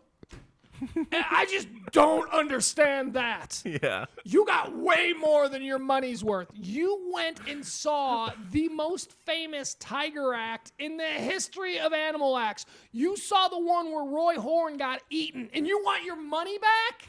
Are you kidding me? They should have charged you double just to leave. That's what they should have. Can you believe what you saw? Pass the hat around if you like it. I mean, my God. That is not, it's horrifying, but as far as an experience goes, I mean, what did the tickets cost? It's Vegas, like $75, something like that, $80, probably a little bit, maybe a little bit more. How dare you say you want your money back from that? That was the most spectacular show that you could have possibly dreamt of seeing. Why are you going to these shows? Because it's dangerous. Because anything can happen. Because, that's why they get paid so much money. Because people can't believe they work with tigers and don't get eaten. Yeah, and the first time that you were going to leave this place, no one gave a damn about your Siegfried and Roy story. Now they care. Yeah. This is great. So at any rate, this guy, Mac Wolford, he is douche contestant number 1. He believes that snake handling was the way to God. And, he had a snake that bit him on Saturday, and now he's dead. Now brought him to God. The king of Appalachian preachers and snake handlers was killed by one of his own snakes. So there you go. Whether or not do what you will with that little piece of information. It's a lot like my brother was in a rehab, and it was one of these rehabs where you go there and like it's obviously like a Christian undertone of the entire place, right? And as you walk into the main area, there's this tree where apparently this is like the praying tree. We all pray at this tree. Well, I went there the very next week. This praying tree had been struck down by lightning. Oh my God! Oh, what does that tell you? I was blown away by the irony and like the people that are just like walking around it and they're like, yeah, that's where we used to pray. What happened? God didn't like you praying there, so he struck it with lightning and split the tree right in half? That was God's way of saying move. Maybe there's not God. Maybe lightning is just a natural occurrence in nature. Maybe it has nothing to do with the guy with the big beard sitting on the throne floating on the clouds judging us all. Maybe it has nothing to do with that. I really didn't realize the situation I was in where I could like basically give them reasons why that tree was struck down and they would almost have to believe it. They would. All right, number 2 here in our douche tournament. Are you familiar with the Cubs, the Chicago Cubs? Yeah. Of course. Look, everyone who knows me knows that I'm born and raised in the city of Chicago. There are 2 teams in professional sports that I just absolutely despise, and the Chicago Cubs are one of them, the Green Bay Packers being the other. And this is all because Green Bay Packers, obviously, because I'm a Bear fan, and the Bears and the Packers are the oldest rivalry in football, and they just hate each other, so you can accept that. And then because I was born on the south side of Chicago and raised on the south side of Chicago, that means that I am a White Sox fan, because the White Sox, it's like Dallas and Fort Worth. It'd be like if Fort Worth had a baseball team and Dallas had a baseball team, people in Fort Worth would probably root for their baseball team over the Dallas team, and that's kind of how it is. The Cubs, to my endless appreciation and entertainment, have not won anything in over 100 years. It is like the greatest. For someone who hates the Cubs and loves the White Sox, it's like this. In the city of Chicago, 80% of people are Cubs fans. Cubbies! They just love the Cubbies. They're the commercial team. All right? They're the... Here. The Cubs are the Backstreet Boys of Chicago baseball. the White Sox are like some dirty grunge alternative band that only certain people like. Yeah, the cool people, like that team. The White Sox have an edge. They play on the South Side. They don't have that lovable century of futility that the Cubs have. The Sox won a World Series a couple of years ago. They've been, throughout my lifetime, they've made it to the playoffs a number of times. They're just historically been, in my lifetime, a better team than the Chicago Cubs. The Cubs are just awful, yet people love the Cubs. The Cubs are the team of the girl who knows nothing about baseball but wants to be one of the guys, so she wears her Cubs hat. Oh, I hate that, So I've got this long-standing hatred for the Chicago Cubs. Now, there is this BS romanticized story about why the Cubs suck so bad, and it has to do with a goat. It has to do with, have you ever heard the story of the goat? No. All right.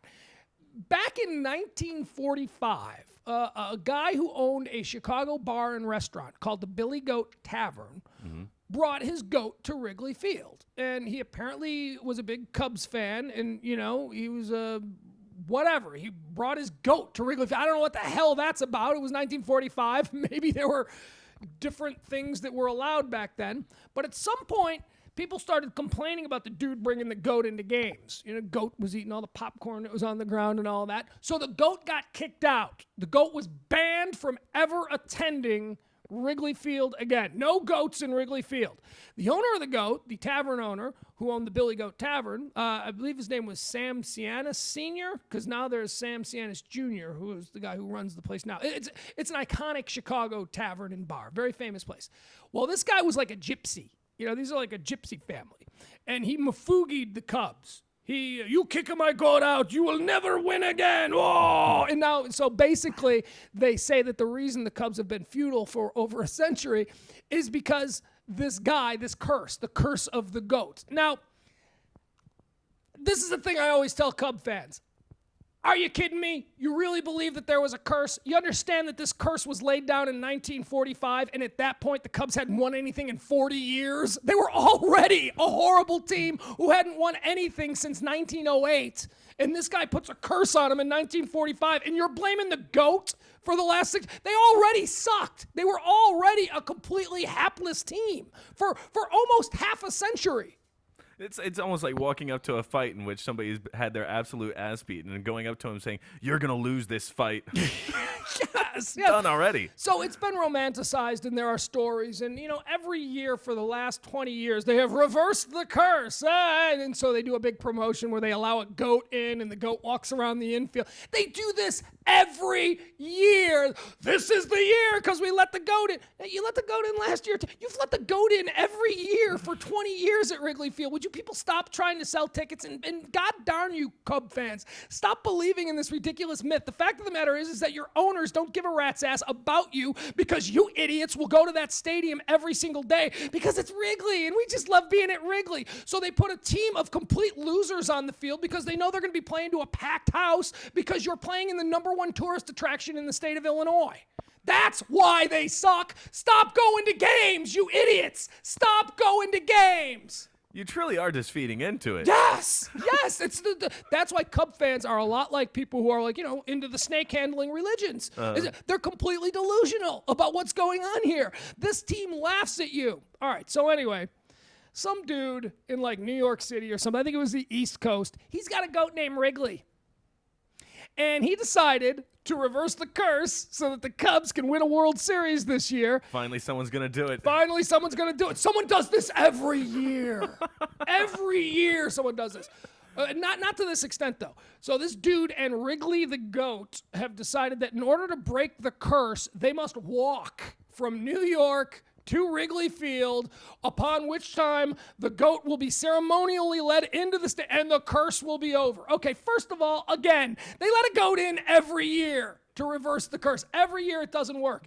This guy, why is this different? This is an East Coast goat named Wrigley that is walking. Now, look, full disclosure, the guy is also tied it into a cancer charity where it's, you walk for the miles and all that, and that's very nice and very good. And I'm not saying anything against what he's doing for the charity, and it is an interesting way. But the whole mythology about the goat, Wrigley the goat, drives me insane. Insane. So the other day they arrived in Chicago.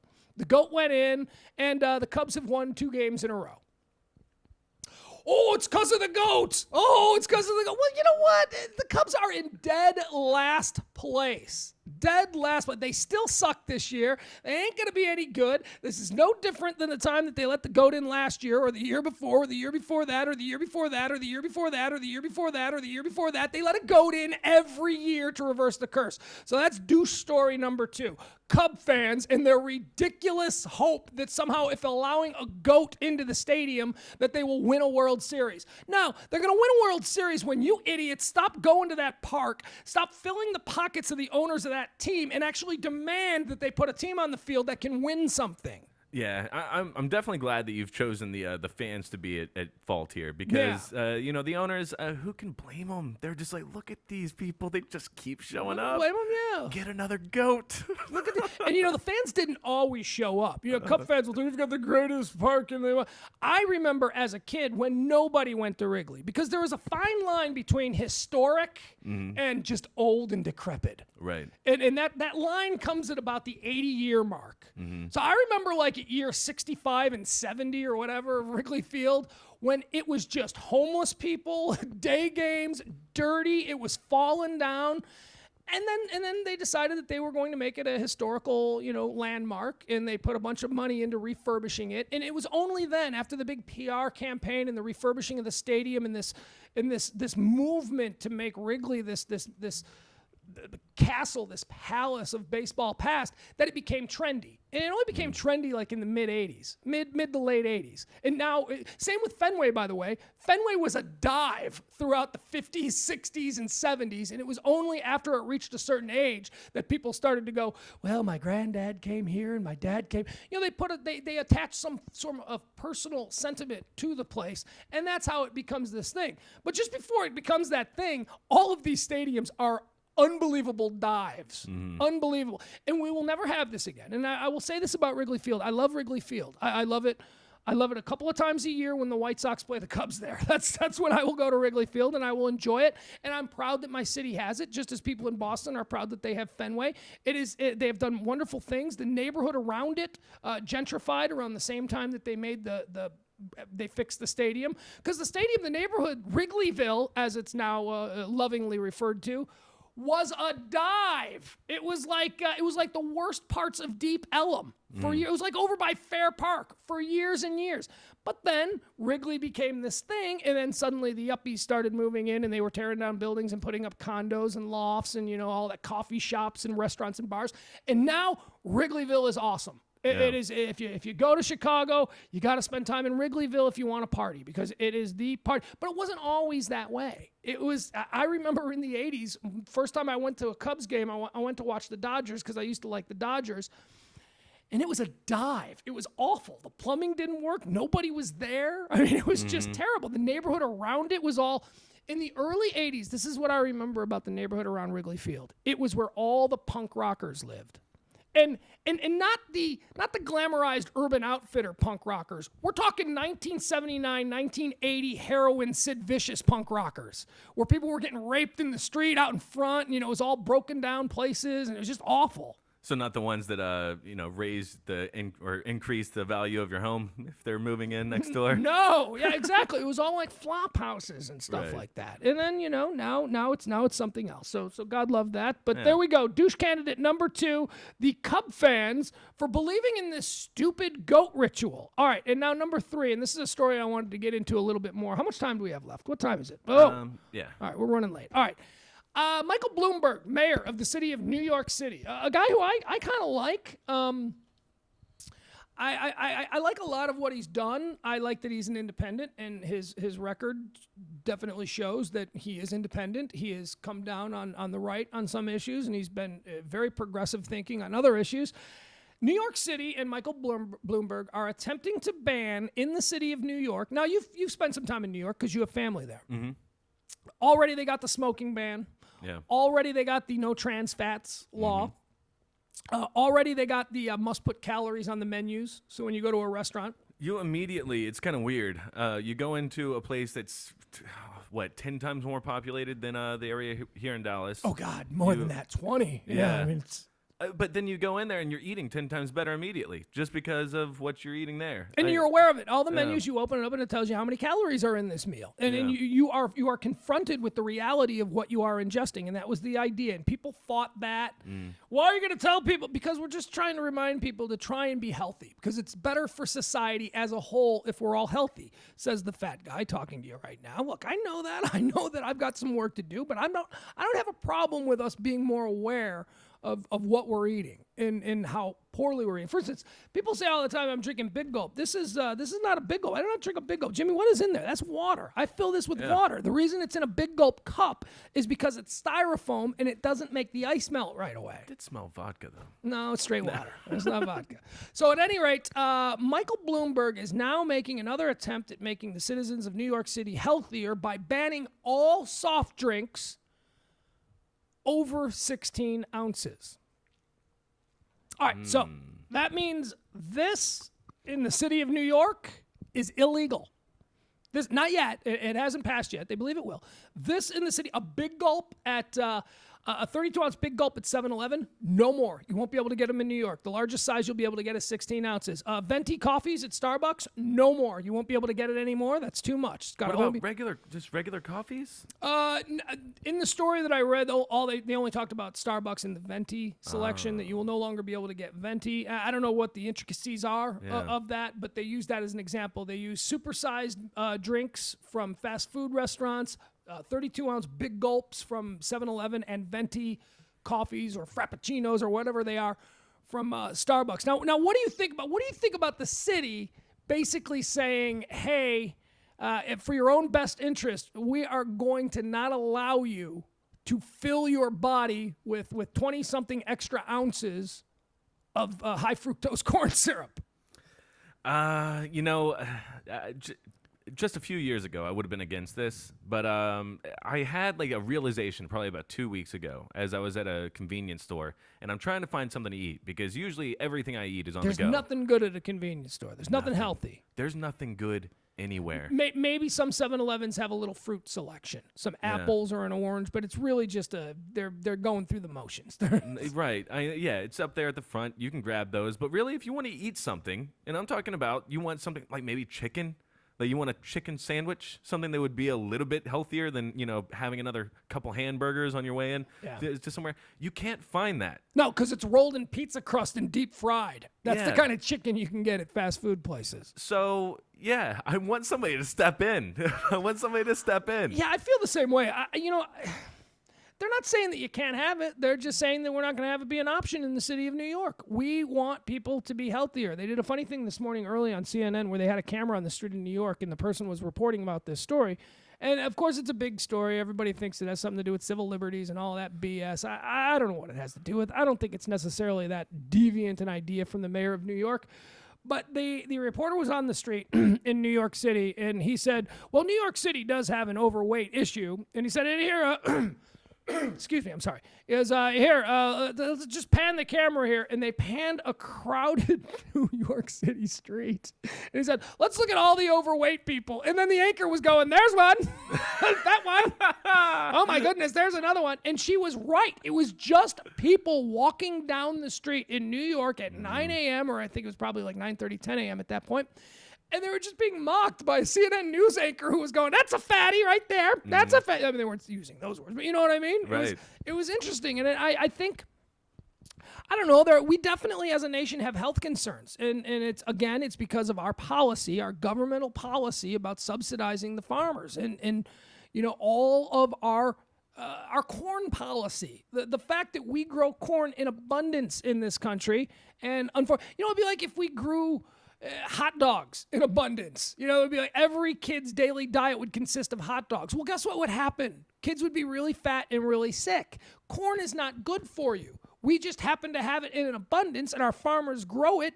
And now, how do we tell our farmers that, hey, that stuff that you're growing is really bad for society as a whole? Corn in moderation is fine, but it's pure sugar. I mean, That's what corn is. It's that there are no nutrients in there. That's why, once again, your body doesn't process corn. It's why when you defecate after eating corn, you can see the corn undigested in your waste.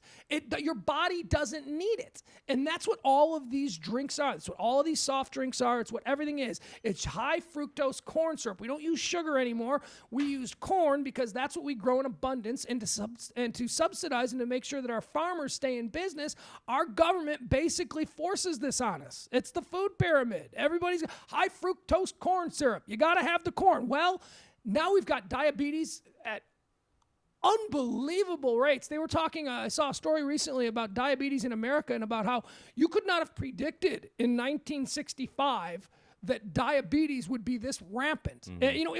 Diabetes was a rarity at one point. Not everybody had it. Now everybody has some form of diabetes, and it's self-inflicted diabetes from all of this junk we're putting into our bodies. And you were talking about the CNN crew that was out there kind of, poking fun at the fat people that were walking by.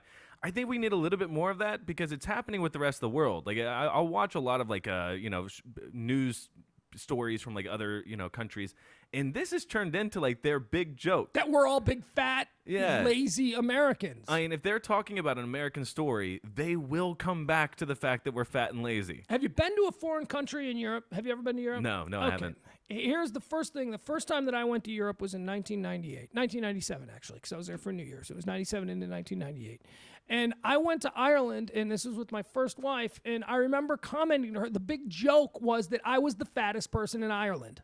Mm-hmm. Everyone was like a beanpole. Everybody was, sure, older guys had a pot belly or something, but no, I was the fat. There wasn't any, at the time I was in my mid-20s, there wasn't anyone that was even remotely my size. I wouldn't know how to shop if I lived in Ireland because they just wouldn't have clothes that would fit me. They didn't have the obesity problem. And then it clicked into why. The first place we sat down to eat, the first meal we had, the portions were tiny. Mm-hmm. They were tiny. They delivered this food to me and I was like, can I get like 2 or 3 of these? Because I was used to eating the way an American eats. Yeah. All you can eat buffets. We got the biggest plates in Texas. That whole thing. That's not healthy, and that's not the way the rest of the world eats. One of my friends, Jack, he was here from England for a couple weeks, and I'll never forget, we were sitting on the roof of a building, and we were having pizza. And the pizza ended up getting delivered. Massive pizza. I put it down on the thing, open it up. He's like, man, everything really is bigger here. And yeah. I look over at the skyline. I'm like, yeah, crazy big buildings. He's like, no, the pizza. The pizza is massive here. That is crazy. A large pizza in England is a small pizza in America. Mm-hmm. And he couldn't believe it. People eat 1 or 2 slices. Here, we eat 6 or 7. Yeah. I mean, it's the difference. And we are... It is the curse of being successful. We are a very successful nation. Food was in abundance. It became a pleasure to the average American to eat. Other places in the world, they don't take food for granted the way that we do because they've had famines, because they've had crop failures, because they've had other issues. They've had stampeding armies come and burn their whole food supply. Mm-hmm. So they didn't really develop this sort of casual disrespect for food and what we put into our bodies. All you can eat buffets, we love them. They don't exist anywhere else in the world other than maybe international waters on a cruise ship run by Americans, right. Which is where you can get the all you can eat buffets. So Michael Bloomberg taking steps to ban anything over 32, it's a drop in the bucket to be sure, but it starts you on a path to recognizing what you're doing. And what I like about this is it's going to force a debate. It's going to force opponents to the measure of making anything over 16 ounces illegal in the city of New York. It's going to force opponents to this to justify why somebody needs, and not just, I was talking to my buddy Emil the other day. We walked into a 7-Eleven, and I always get a 32-ounce soda. If I'm getting it's always, why? It's a dime more. Why would I get 20 ounces when I can get 32 for a dime? It's just, it makes sense. And rarely, if ever, how many times you go to a movie theater and get the big soda and you don't drink it? I don't drink the entire 32 ounces. It gets to about a quarter of the way down and then it's gross. The ice is melted and it's flat and you don't drink it all. But I guess some people do because not only, and this is what I was talking to Emil about, I go, do you remember when the Big Gulp came out? I remember when the Big Gulp came out. And he's like, yeah, I remember that. It was like in the 1980s. And it was like, whoa, look at the size of that. Holy, how can anyone drink an entire? And that was honestly the reaction of people when the Big Gulp was first introduced. Mm-hmm. Now we have super gulps, we have double gulps, and we have triple gulps.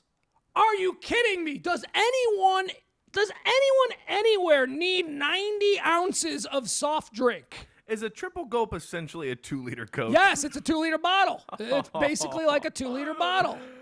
32 ounces is essentially a liter. I think a liter is 33.3, and this is 32. So this is basically like a 32-ounce big gulp is like a liter bottle of soda. Jesus. Which, by the way, try and find a liter bottle of soda. They don't make it anymore because people don't want just 1 liter. People want 2 liters.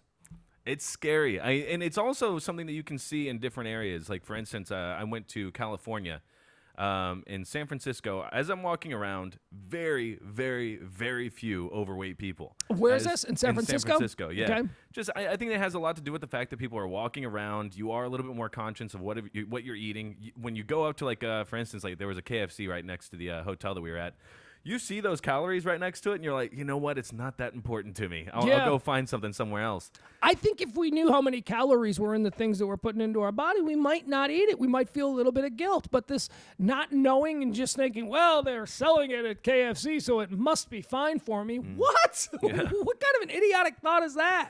I'll tell you where I did see the overweight people, though, in California. It was when I was boarding my plane back to Dallas. Yeah, all the big flyover people getting on. Yeah, they were all getting on the plane. Dallas is a strange imbalance of that. There are some of the biggest, fattest, most obese people in large numbers that I've ever seen anywhere. Mm-hmm. Everything's bigger in Texas. I mean, they're really cheaper too. The biggest and fattest person I've ever seen was here. It was a couple that I saw. I was at Valley View Mall, and I saw this couple. They were holding hands. They were both on the scooters because they were too fat, and they were holding hands as they scooted through Valley View. And I thought, wow. All right, that's interesting. Yeah, I mean, obviously we as a nation have a problem with being able to moderate what it is that we put in. We are obese, we are disgusting, we are fat, we are so much bigger than every other nation in the world.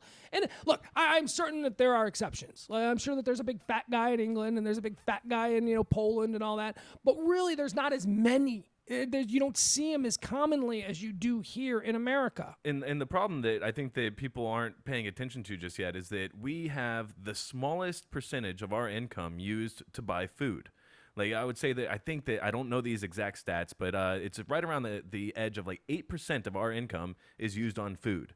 Whereas, like, for instance, like in France, it's 32% of their full income. And they're tiny. Is on food. Yeah. They're tiny. The French are a tiny race of people. Yeah, it's not only smaller portions, but also better quality food that isn't completely all processed. Nothing's deep fried. Nothing's rolled in like pizza batter or whatever you want to call it. I don't know what that is. It still has nutritional value in it. Earlier today, I ended up, what was it that I ate? Everything in America, too, is covered in cheese. That's the other thing. If you can because we've got cheese, we make cheese in abundance as well. Yeah, dairy farmers, we need to support them, so we put cheese on everything.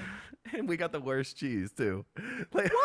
We got the worst I disagree cheese. with you. What do you mean we got the worst cheese? Oh, there's very good cheese out there. Bite your tongue, dude. I grew up a stone's throw from Wisconsin, where all the best cheese in America is made. You can go into a cheese shop in Wisconsin. I will stay hours sampling all of the most delicious homemade American cheeses. Fair enough. Okay, maybe in that area, but we don't have like good variety cheese here. You know what I mean? Like, usually it's just cheddar cheese. Here's a good example. We just talked about Wisconsin. All right, Wisconsin, where they make basically two things. They make beer and they make cheese. That's what Wisconsin is known for.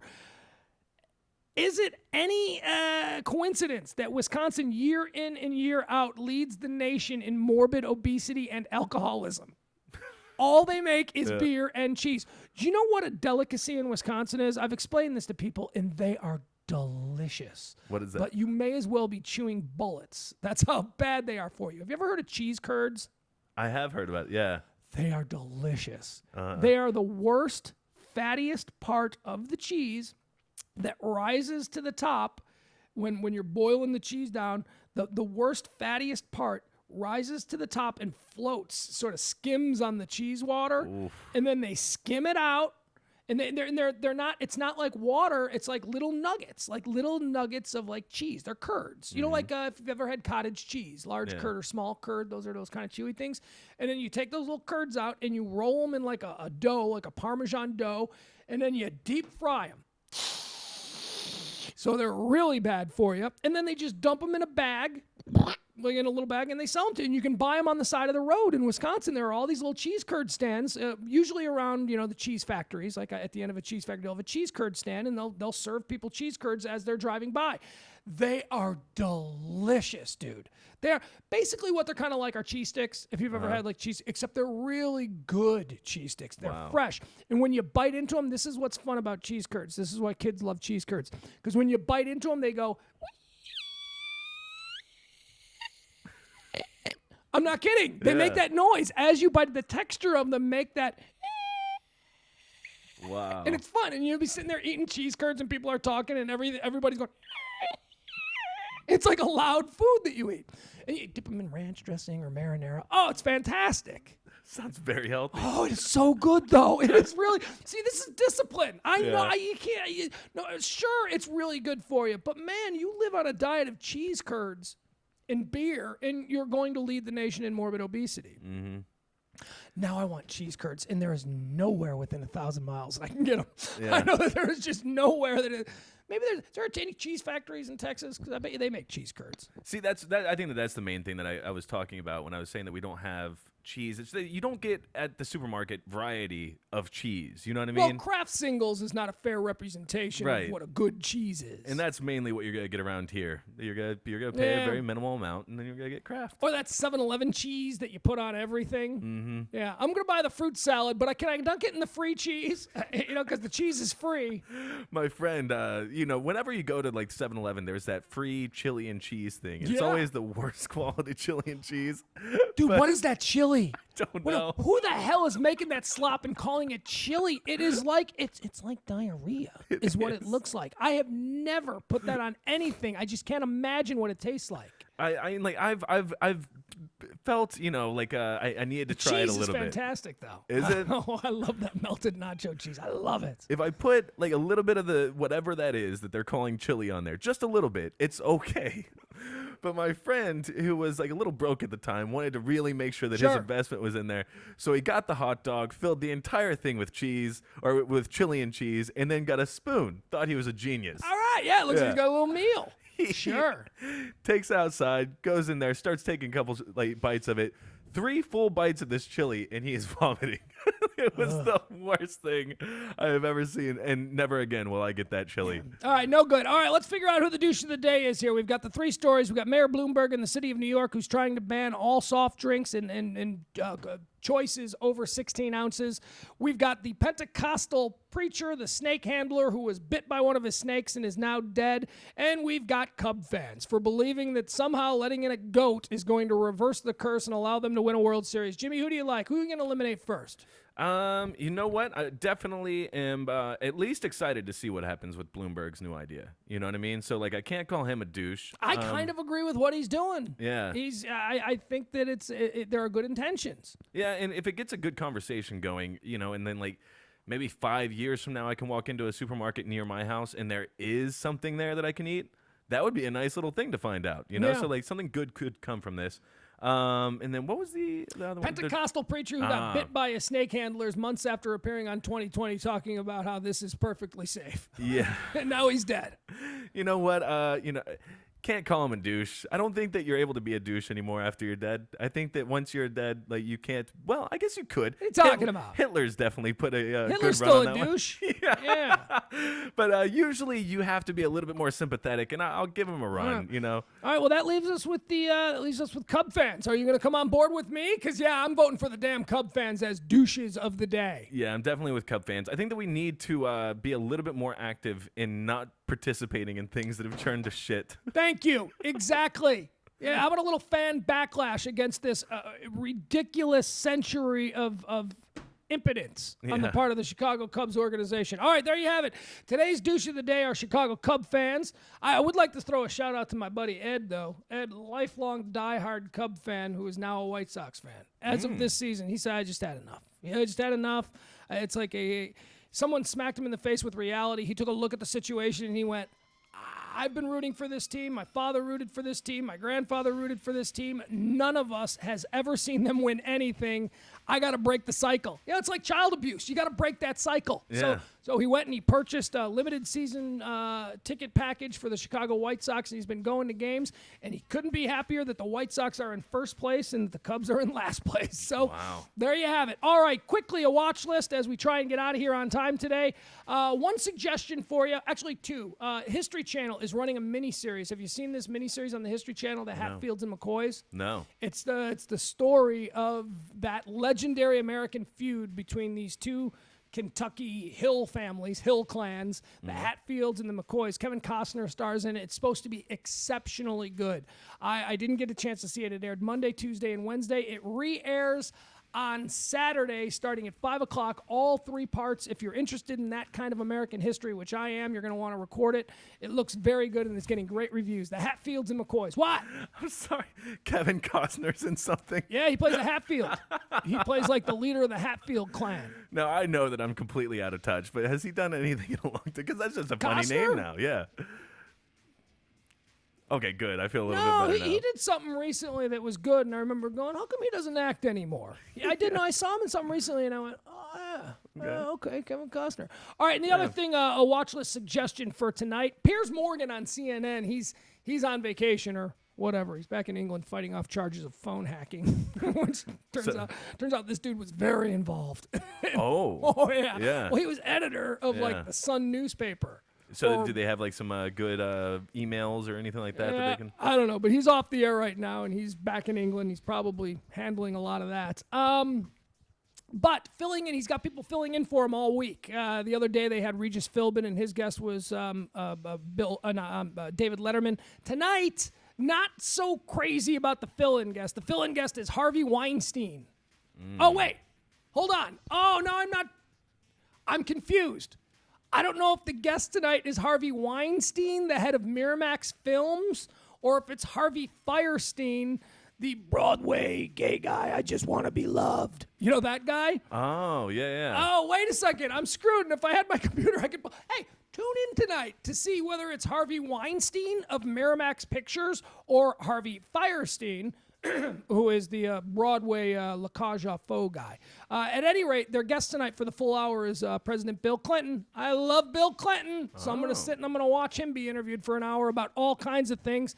Can't wait. I especially love him being interviewed now that he's not president anymore and he's not worried about running for any kind of election, and he can just be himself. He can just give his very smart, well-informed, and interesting opinions on things. That's tonight on CNN at 8 o'clock. That's it. We got nothing else to do today. For Jimmy Ryan, I'm Pugs. We'll be back tomorrow for a Friday edition of PMS, the Pugs Moran Show, on thebarlive.com.